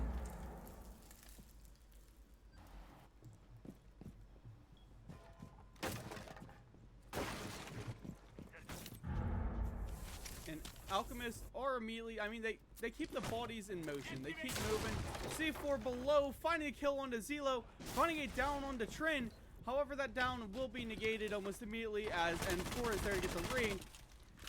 I mean, I want to see some shots coming up. Yeah, something to confirm your kill just a little bit. Toxic pulling himself down central stairs. We got N4 playing up through dirt. And Trin setting up on the hatch. Grenades and flashes coming down. A hot drop onto Sonic. Sonic does find a kill, however, Panday is there for the re. Panday picking the double onto N4. And we will see Malevolent pull in round one.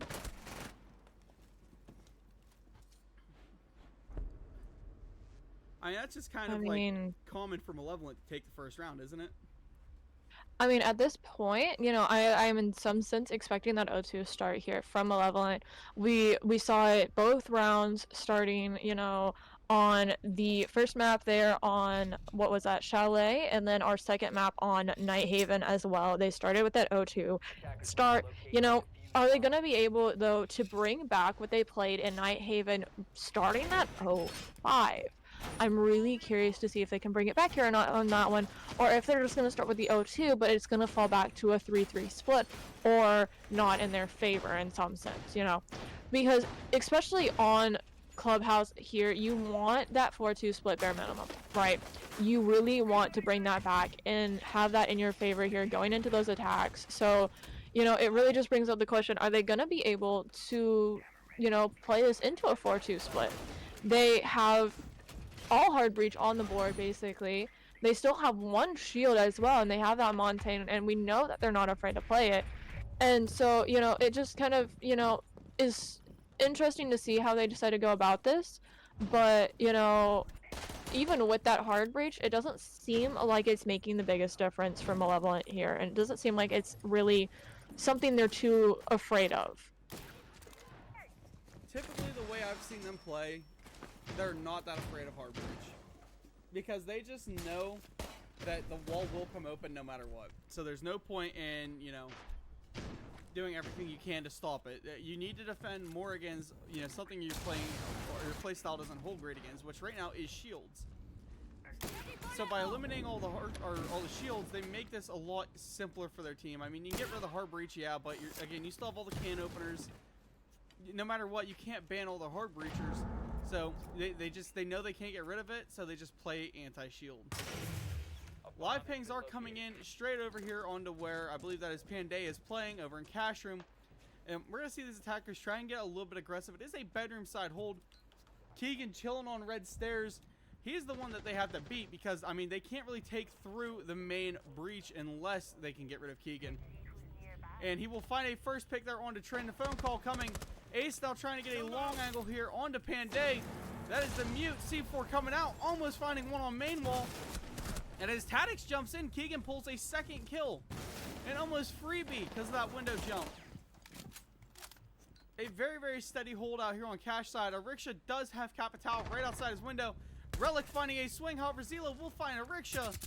And now we're in a 2v4 situation. Toxic going to be making the push for maybe Logi hatch drop. And Zelo still just playing the highway windows. They do have a live ping coming that is onto Relic. But Relic has that C4 ripped and gripped and hoping to find Zelo as soon as he whips it. Being burned out of his cover. We'll see Relic rotate over and take up onto Zelo, taking him down. Sonic finding the kill on a Toxic, giving Malevolent the second round in a row for map 3. Pretty much the familiar start that we've seen them pull every single map. Definitely. I mean, I think Sonic that entire time, every time I swapped to him, he was watching that hatch.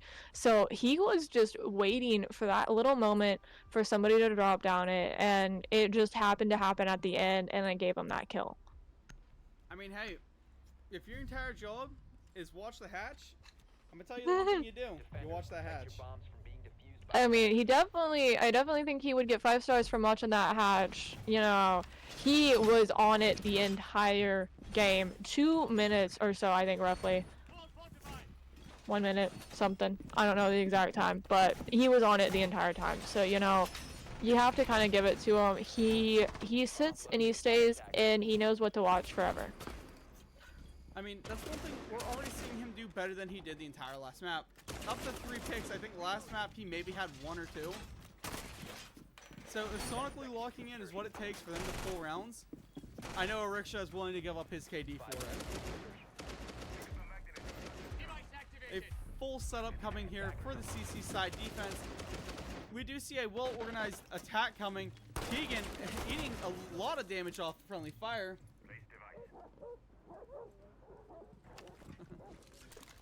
Gulia, the reason on club that you won a 4-2 is because this is one of the most, evenly split maps. 4-2 means you won your half. Like, take a map like Chalet where it's typically a 4-2 for the defense. Winning that one 4-2 just means you did your job. Clubhouse, where a 3-3 split is what you should aim for, a 3-3 split is normal. Winning your half 4-2 means that you did great. Looking here, we're going to see Toxic playing as the Maverick. I see he's burning through. He's going to be found by Relic, playing very, very close with that SMG. However, sonically is there to find Trin as well. Relic being forced off the fire. And in comes Tadix with those track stingers, taken down by the DMR. Now we're down to a 4v2 situation. N4 chilling outside with that glass DMR ripping. Zelo playing Stockroom, trying to do everything he can to pick a kill onto Ariksha, who is playing SSG hold with that castle. N4 finding Keegan, and then being swung by Ariksha, and Ariksha just spamming rounds at him, really not aiming to hit him. Panday taking Zelo down. Now N4 left in a 1v4 situation. He's just gonna maybe try and bait a kill. Which honestly, if you're asking me, that's a smart play. Keep baiting for this kill here and use this as a tack timeout to get your boys in line.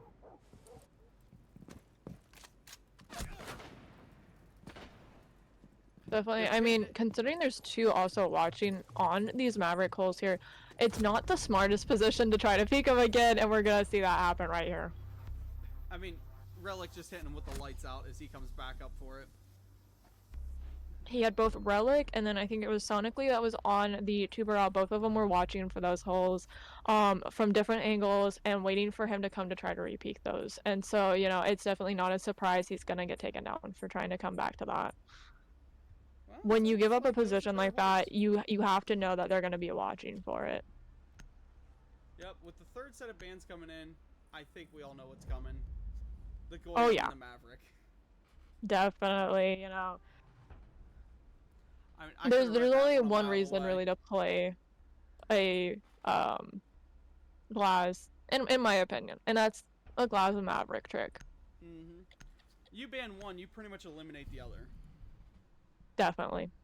I mean, you have to ban a Maverick. You're never gonna ban a Glass. Like, let's. Yeah, I was be gonna say, I don't know about a Glass ban ever coming out. I don't think I'd ever see that unless they put playing into the map pool, which I'd still really ban Cali doubt. first. Oh yeah.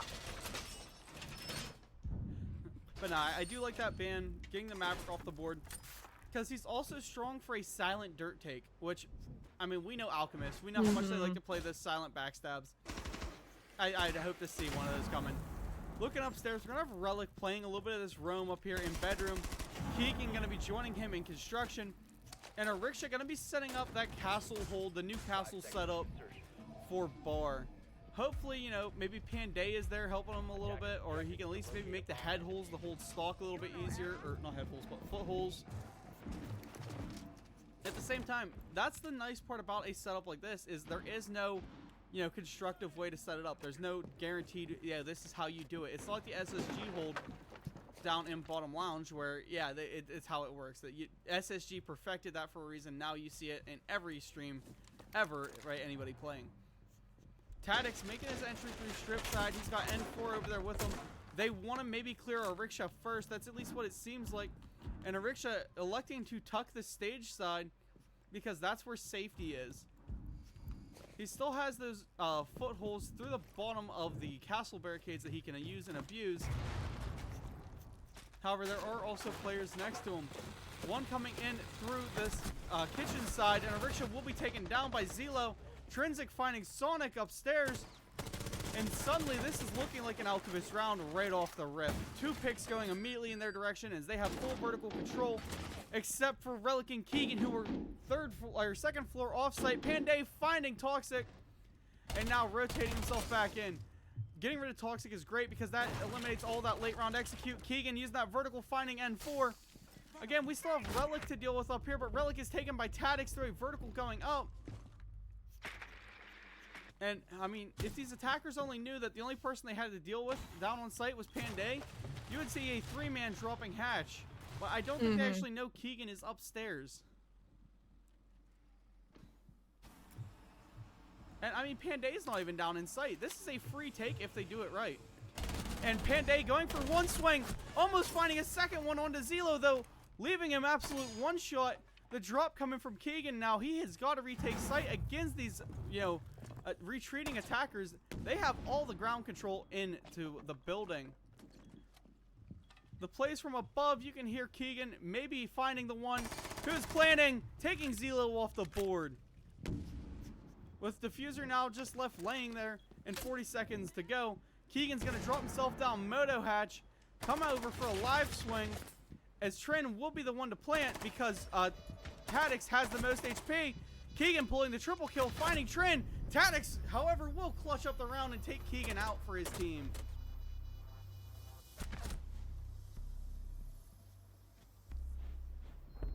Give that one to enemies killed with the diffuser planted. What a great round there for Alchemist. Definitely. I mean, being able to get that round here already early on, 3-1, it, you know, puts that pressure on Malevolent here. You know, if they try to go for a sweeper on their defense rounds, they're going to have to go for the next 2 rounds being put under their belt. They left site completely open. And, you know, it really makes you question and stuff in the sense that we've seen Alchemist. They drone quite a bit, and they're really good with their droning. So why didn't they have that knowledge? Only one guy was on site. It kind of makes you question. But, you know, they were able to bring that back out here, you know, in a very beautifully done job from them on that one. Of course, you know, you have to give props to Keegan, able to use that vertical that they had made against them multiple times. And just able to get, you know, those picks and stuff when he needed to, but not able to fully close that round out. I mean, he brought that round ever so close within his grasp. Yeah, just not quite enough to bring it back. And Alchemists have lit that flame. Let's see if they're able to start pulling the rounds in like they usually do.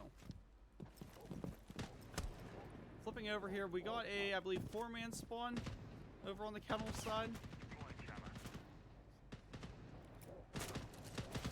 And main wall immediately going to be getting ripped by Toxic, except they do have a mute jammer there. Which a mute ain't nothing to worry about if you're playing as a Thermite. You can just, you know, rappel up above, as you can see he's doing right here. Or did they fix that glitch? Nope, didn't fix it. Main wall now being ripped open by the Thermite. We got Tadix, who already has this top rafter control of Garage. They didn't even set up a defense for it. With an ace being the one to take top rafters first, that pretty much clears out the CC side. However, the take is a gym bedroom hold, but cash is a definitive must. Setting up, they've got Keegan over here again with Panday, the same setup that they brought the last time they held it. With grenades coming and a tracker hitting, we're gonna see the Deimos try and rush up onto Keegan and not actually pick a kill onto him. As they shotgun hits him right in the back. Panday finding Toxic with a C4. Sonically finding N4. Sonically is chilling down in lobby. He's got Relic down here with him. And this kind of looks like a blunder on the Alchemist part because they didn't see how free sight was left. All they seen were the castles and decided they have got to move opposite. Zelo and Trin both just chilling on the highway side of the map. And this defense is now again setting up and prepping for it. I mean, they've given them that time to rotate back around here, playing this so slow when they had that option to get into sight here and get that plant down. It's definitely not something we wouldn't expect to see here. Zelo hitting an insane jump in, taking one down, Relic being down. However, Panday will come up, flying up on those red stairs for the flank and take Zelo from right behind. Putting Malevolent up 4-1, guaranteeing his team at least a 4-2 split this map. And I mean, honestly, a pretty good defensive setup from Malevolent.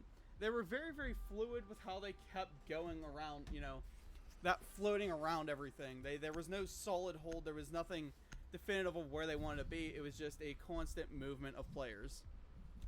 Definitely. I mean, on the side of Alchemist, they gave them the time to rotate around, and they did just that. They rotated back around to site, and they took that control back where they needed it. And I think, in a sense, just really worked in their favor there. You know, they didn't know it was clear. They didn't know they could get in and go into, if I'm correct, I think they could have gotten a gym plant down.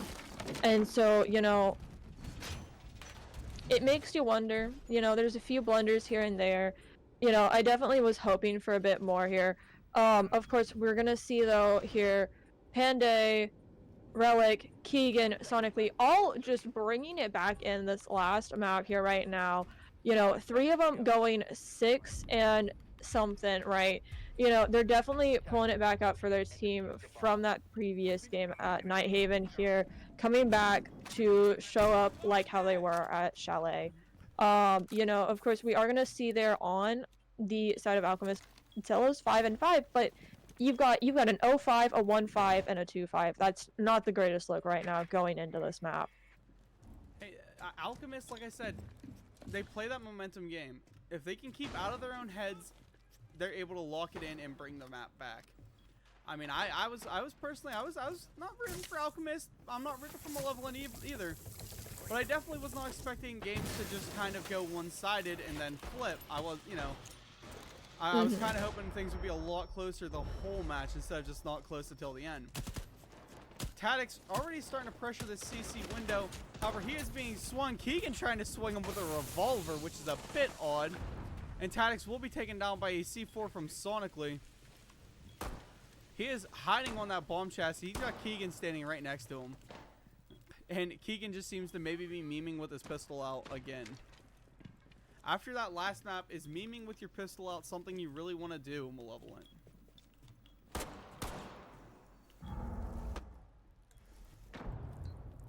Ariksha making the rotate up from main stairs.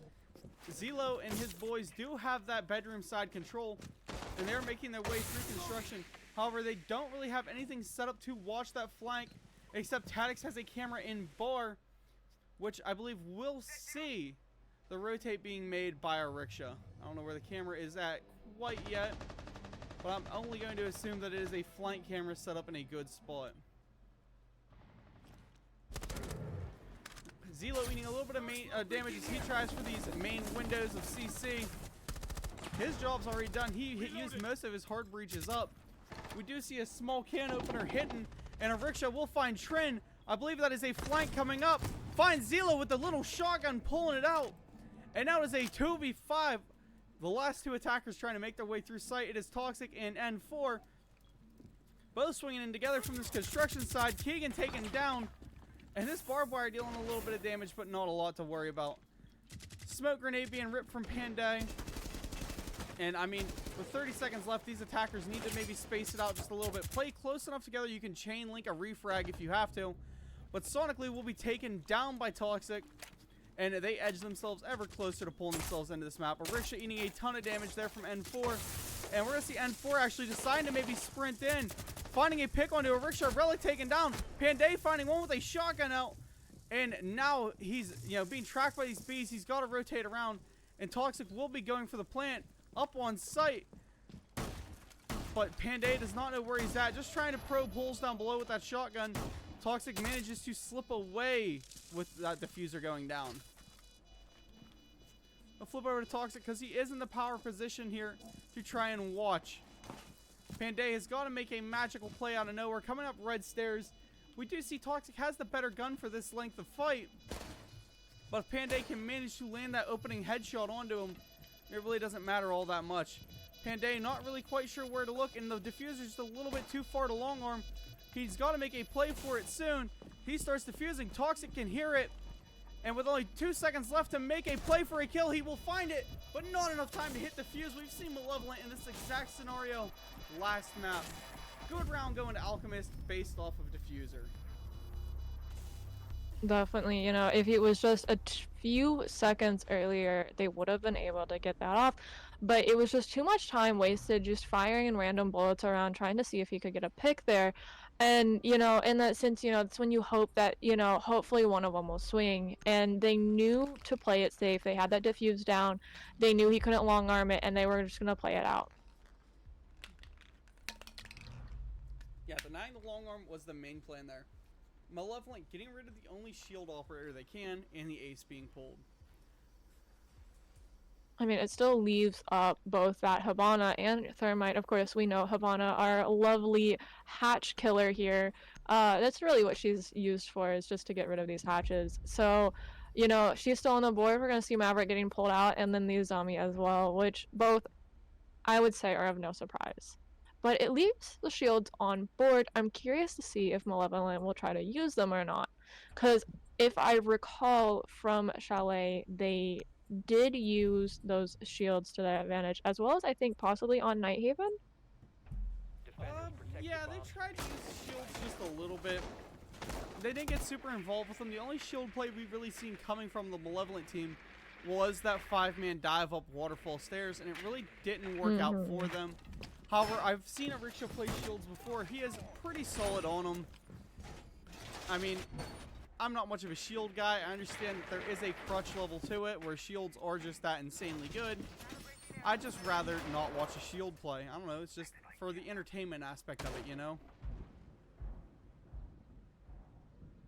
10 seconds left before insertion. A nice defense being prepped here. We do have Zelo playing that Mira, setting bathroom up.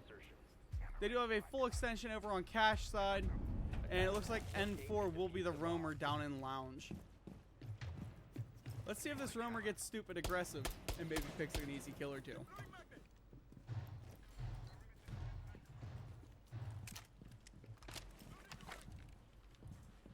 Man, I should have grabbed some water.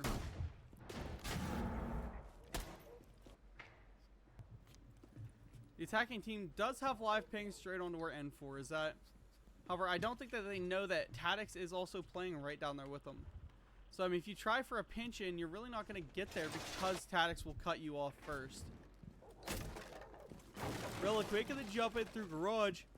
And right on his stairway, or on his doorway, like I said, will be Tadix hitting a refrag on him at least as Relic trades his life out for N4. I mean, not the best trade you'd ever see. However, it does eliminate that C4 below play off of Intel. Ariksha finding Trin now. And the CC wall might be coming open. They do have the mute jammer, but I mean, I don't see it lasting very long. As EMPs hit, long angle fight coming as Keegan is trying to spray him down from garage. They do have Toxic now coming over to try and assist. Zelo is knocked out by Sonically's Claymore. Ariksha finds Tadix. And we're going to see Toxic now in a 1v4 situation. He does have some advantage to his side, though. That SMG, that really good kit with a C4 and a shotgun. And overall, they have to push into him. However, Ash is trying to make entry, and Panday will take him down.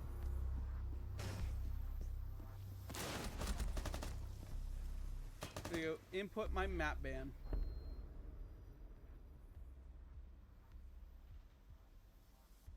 Honeybun, did you die? I did not die. I'm still alive. Sorry, I was reading chat real quick. Norway is saying he needs a spell, bruh. Who was saying they need a what? Norway. He's, I think. Oh. Yeah.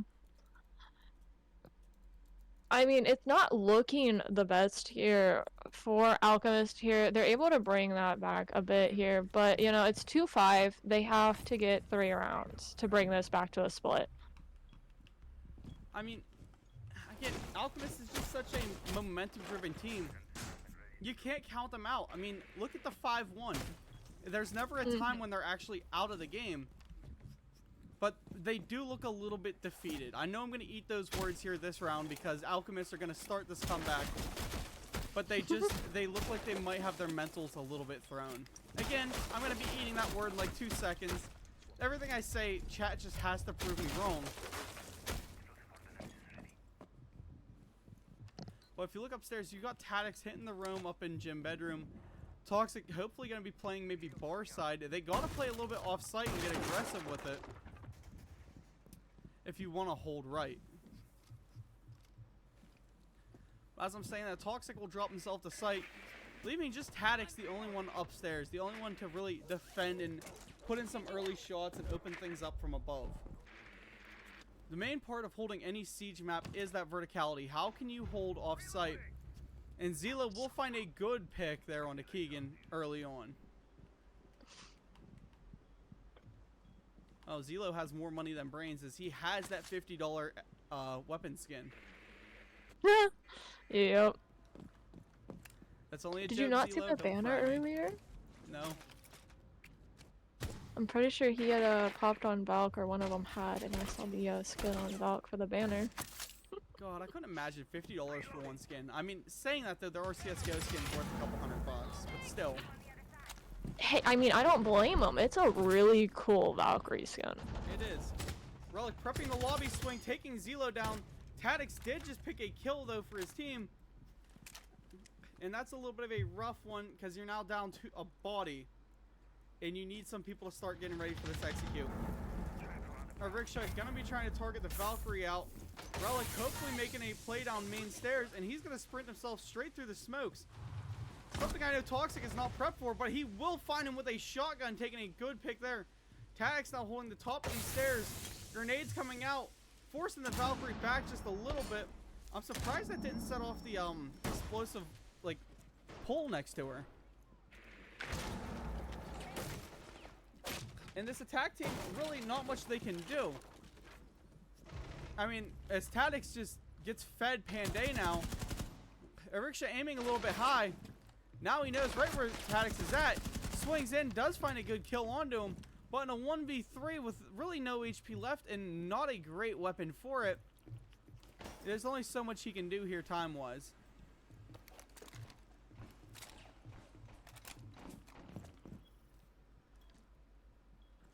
And flipping through, these defenders are now all starting to pick up crosses and hold good angles. Live ping's coming, and N4 is like, hey man, this is my C4. Ping me when they're here. Let's see our Rickshaw maybe prep a blue hatch drop here, but the fire and the smoke will just blow that idea right out of the water. And will we see, oh yeah, the drop down into kitchen, and the Rickshaw gets fried down by Trend.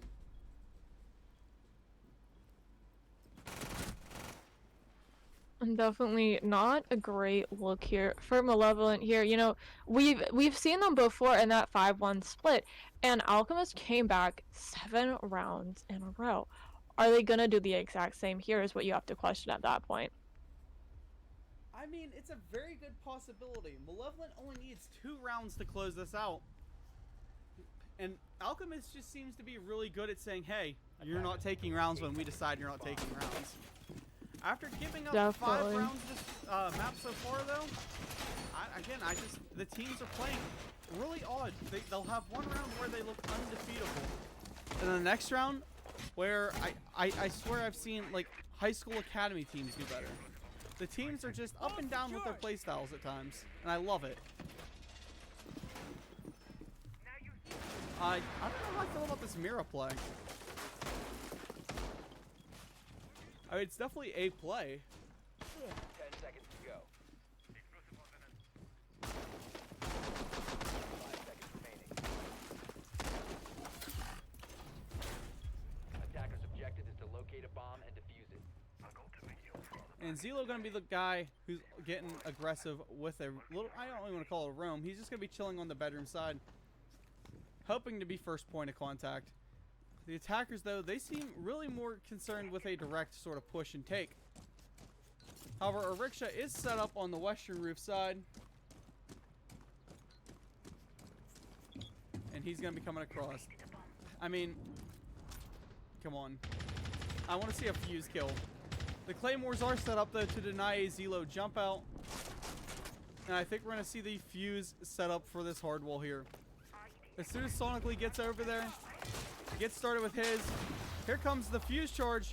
Never mind. It gets denied by the by the bandit charge. Relic is taken down by Trinsic. But main wall does get ripped open. I'm surprised Tadix actually survived sitting as close as he was to that bandit charge. And Ariksha still has, what, 2? Yeah, he still has 2 charges in pocket to waste however he wants to. However, losing Relic there is a bad pick to lose, man. N4 just still chilling on the bar side.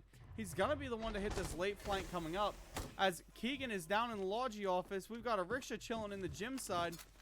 And these defenders, oh, they've just got, you know, construction and, you know, bedroom side all to themselves so far. Nothing to be too super concerned about. Zelo getting gunned down by Keegan. However, Trin is there for the refrag onto him. And, I mean, Ariksha seeing the same exact glitch that I did. The pipe still shows as active and ready to pop right next to him. Tadix taken down by Sonically. Now it's a 3v3 up on site. N4 has got to make a rotate up. He is just going to maybe chill lounge for a little bit. And Trin has all those fire charges to pop and deny time. Which, I mean, is a great idea for him. Ariksha going to start ripping open with those fuse cluster charges. And Panday will get the wall open. Ariksha going to pop hatch and maybe drop down. Trying to find a kill here. And he comes straight down taking Goyo's head clean off. Because Goyo was trying to play the vertical. However, we do have Toxic and Trin both still up and both still gunning. And Ariksha coming up on the flank towards Trin. I mean, it's an ever so slow walk. However, Sonically will find Trin as he goes for the reswing. And Toxic is taken down by, what's his name again? Panday. I don't want to keep saying Panda. And Malevolent will take that round.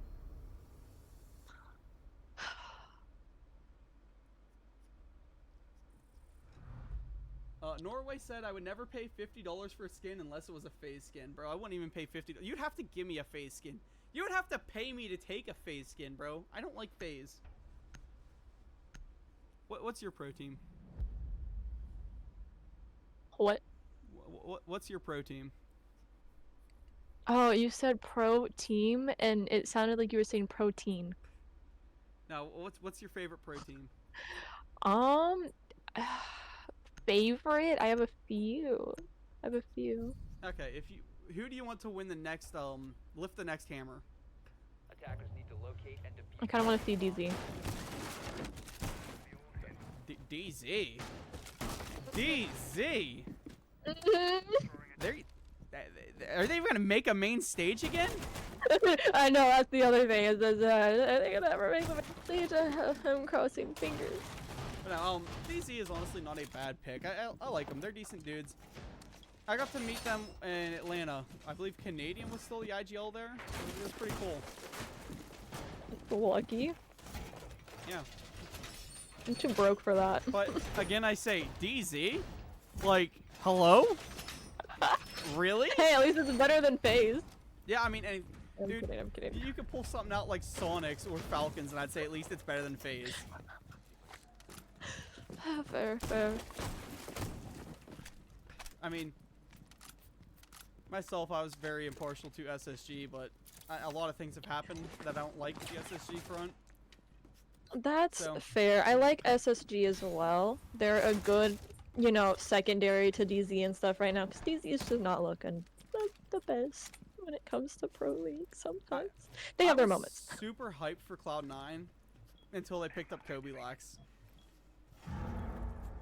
And I was like, you know what? I can't root for this team.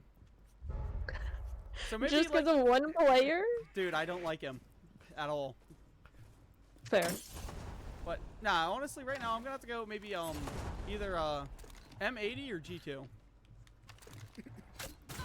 Both are really good too. I'm kind of rooting for both of those as well and stuff. In the terms that I know DZ's not doing the best. Of course, you know. In the terms that I know, DG's never is gonna a see a great grand stage for the next at least 3 years. Yeah.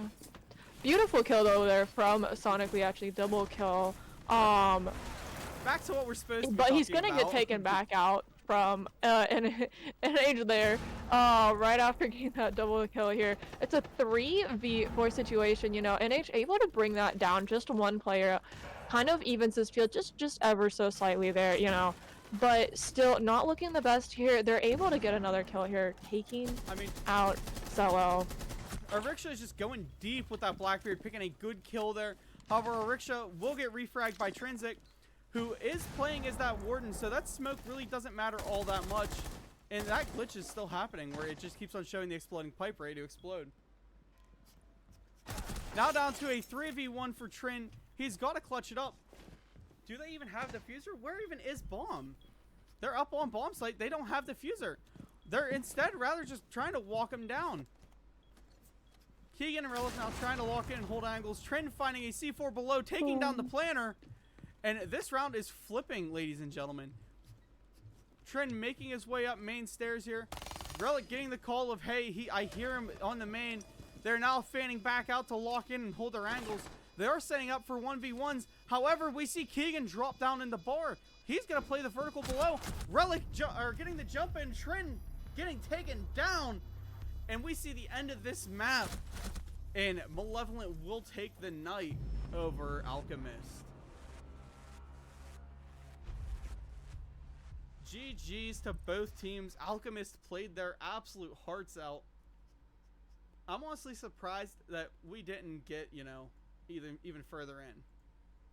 Ariksha said, call me when ready. Dude, just jump in, call.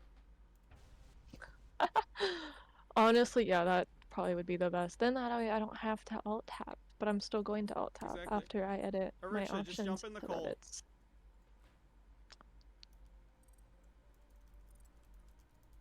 Oh yeah, because we don't have this locked, so they can just hop calls whenever. Hello. Hello! Sorry, I gotta turn Honey Bun down real quick. Yeah, you're all good.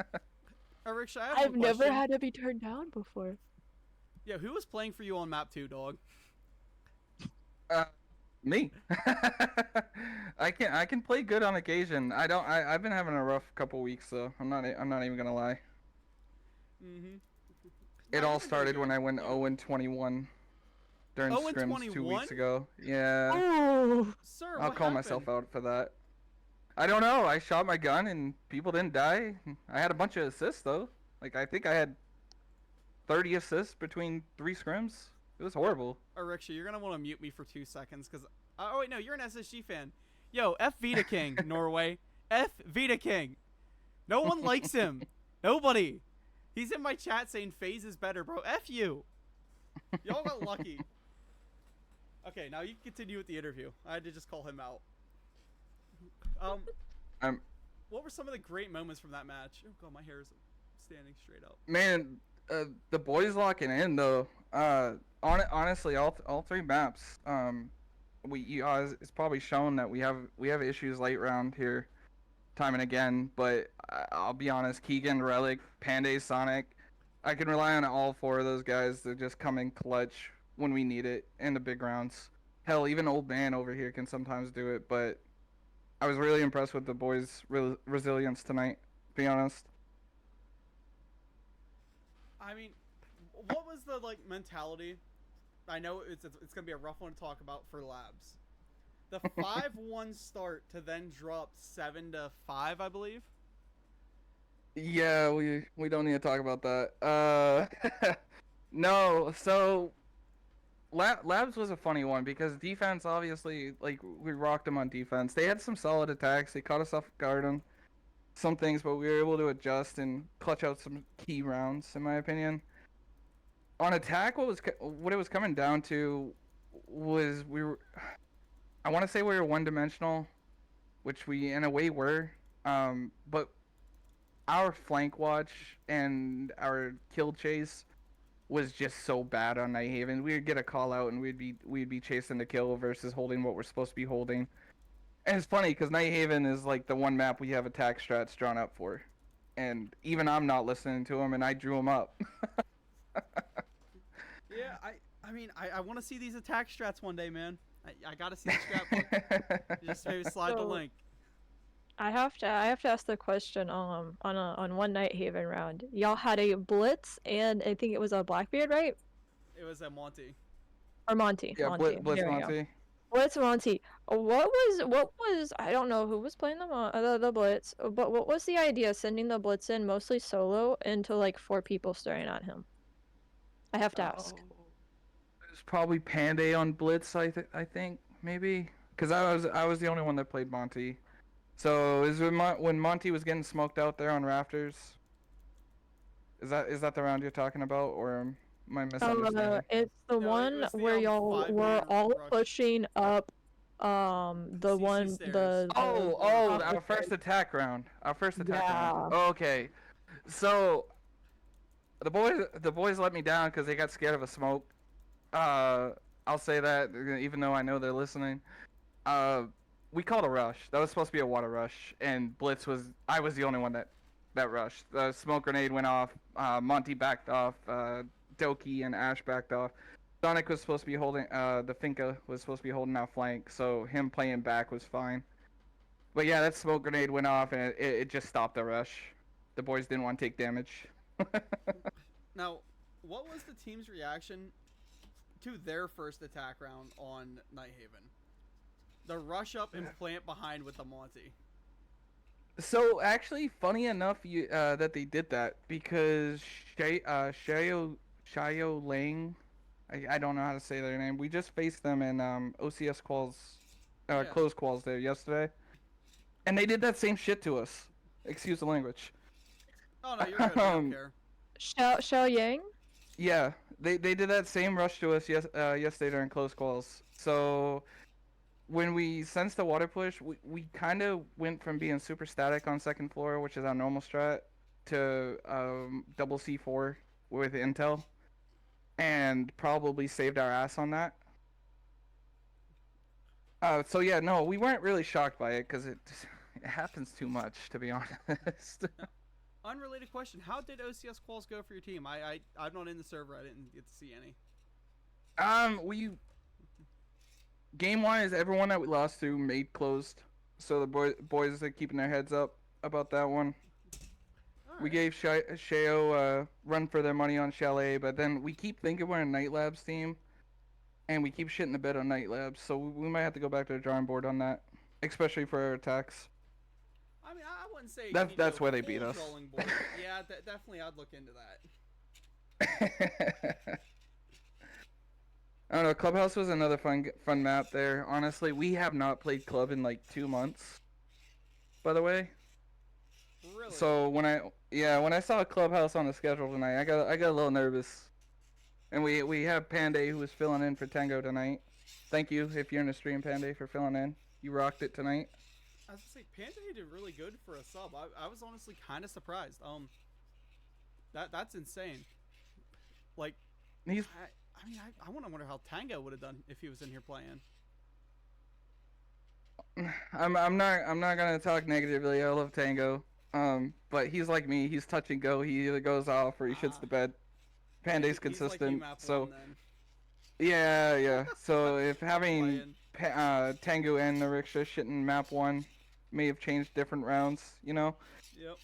But Panday is an ex-comp player. He hasn't been in the scene for like 2 years now. But he used to squad with like HUD and I forgot who else was on that roster. Dan and someone else. Tonight makes a pretty good argument for him to make a good comeback, though. Like, if he's got time Right? for it, I'd love to see him playing some more teams. He did really well. Well, he's agreed to sub for us, so you might get to see him more often. Yeah, I think he's a solid player. Honestly, shout out to Keegan, though. Shout out to Keegan. Yeah, that dude keeps us in so many rounds with some of his plays. I swear to God, when that dude's on a tear, people can't hold him. Who would you It's say fun to watch. was the MVP of the other team? MVP of the other team? Who was the one who would just randomly pop out of nowhere and just crap on your day? Man, that IQ player on Nighthaven was the one that had my number. That and a Doki player. Those two. Anytime I swung those, it was like I had about a 10% chance of winning that fight. I'm not even gonna lie. You weren't keeping names though. You were just looking at operators. Yeah, I'm sorry. I got too much going on trying to keep these guys in check and keep myself in check. I'm old, man. Having an IGL and play with Siege when it's a higher paced game than what it used to be. Yeah, you are like My heart can't take 57. it. Yeah, I mean, it's collecting that social security check at this point. I mean, it would probably pay better than Siege. I mean, Don't tell my wife that. yo, God, you are old. Yeah, I got wife, kid, everything like that, man. I should be in a retirement home with my walker and everything. Well, any closing messages you want to sign off with? Shout out to Malevolent. They're a great org. Moo's a kick-ass director. I mean, he's on top of everything for us. He was on top of our GFX guy to help you. I don't know if you ended up using them or not. No, I was not able to get those pulled up during the stream. But I got you. Reference them quite a bit. Well, shout out to the boys too. I mean, Keegan's popping off. Sonic, somehow we put a DMR in his hand and he suddenly becomes Spoit. Relic got. I mean, he kept us in a lot of these rounds, so I no complaints about the boys. Panday again, thanks for filling in. You were solid. Thank you two for casting. I'm actually looking forward to seeing how you guys did on this map because we had some crazy rounds. Oh, you're gonna hate it. You're gonna honestly probably block me after watching this. Chat. You probably will. No, I'm kidding. I'm Well, kidding. at All I least did you didn't was see I my just whiff kept from saying, last Look at night. Ariksha, the 0.6 KD player. Every call out was Ariksha. Oh, yeah. 0.6.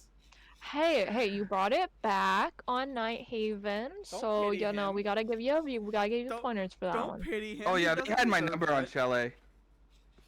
Sorry, yeah. for? I said, don't pity him. He doesn't deserve that.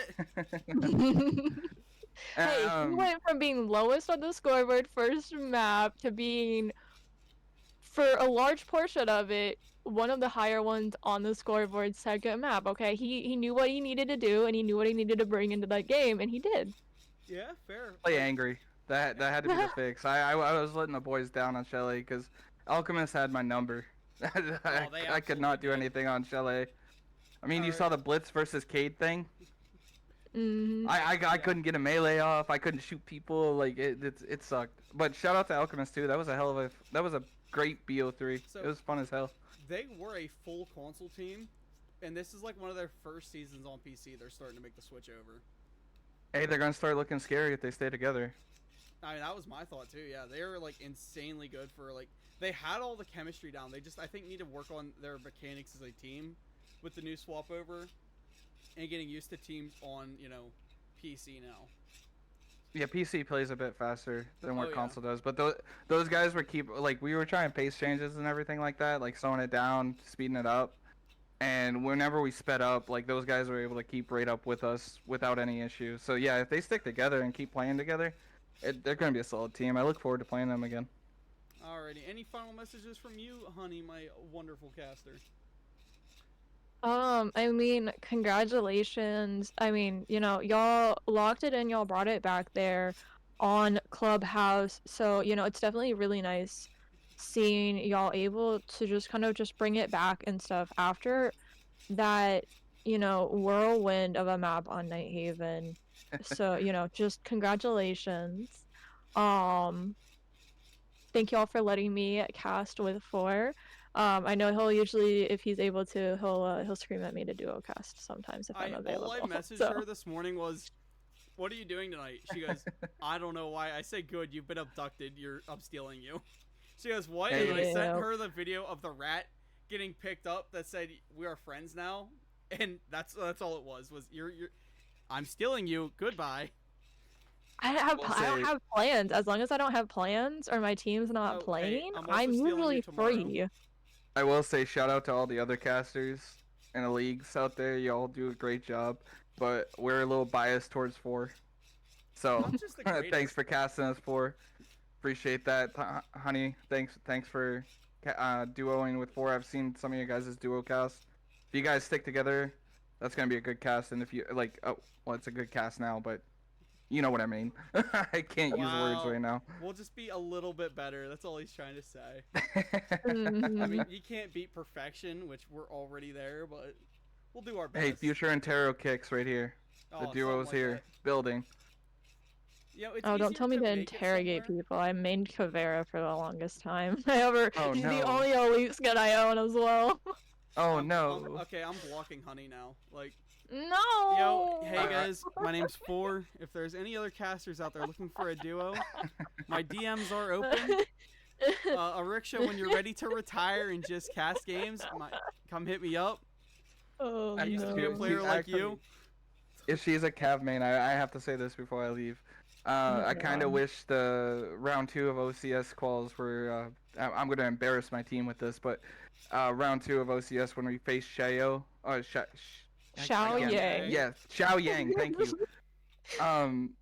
Waco, the dude ratted with Cav up in IT on labs and got a 4-piece on us. Let's We go. were beyond awesome. confused. So we messed up for a clip play for him, but I figured I'd share that since you're a Cav main. Definitely, Shut up. definitely. Hey, shout out to Cab mains out there. Bring Cab back into Pro League. No, I'm kidding. Don't do that. Oh my god. Speaking of clips, I might try and pull some of the clips that I recorded from this one and have them on TikTok later. And the stream should be going up on YouTube like tonight. Alright, if you want to send me a TikTok, I'll send it off to the boys there. Oh, yeah, I'll send you my TikTok link. It has a bunch of stuff already on it. Copy that, boss. Again, thank you guys. It was fun. All right, later. See you next time. Love you, Ariksha. Love you too, Four. Oh my god, he said it back! Alright, That was a great one, but I think we should call it for the night. definitely. Do you want to do the ending closing out? Alrighty, hey everybody, thank you for, coming out, supporting us, watching a great stream here for the Black Hole Multi-Platform League. This is a nice little crossplay league. You know, a lot of PC teams will use it to kind of dip their water into the toes of what they're going to be competing against later on.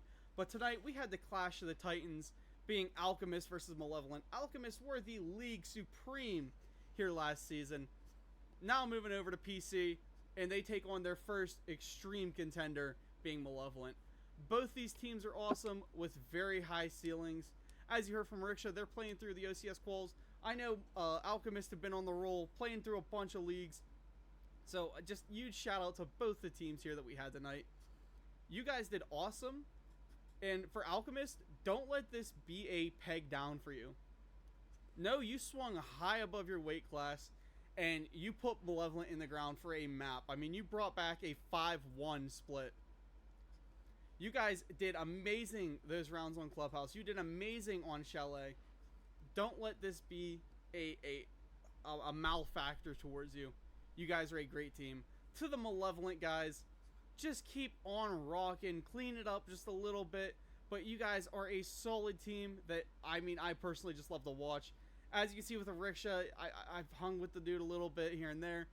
Great guy, great player when he's not just rocking the 0.6 KD. For the whole team, those guys are solid.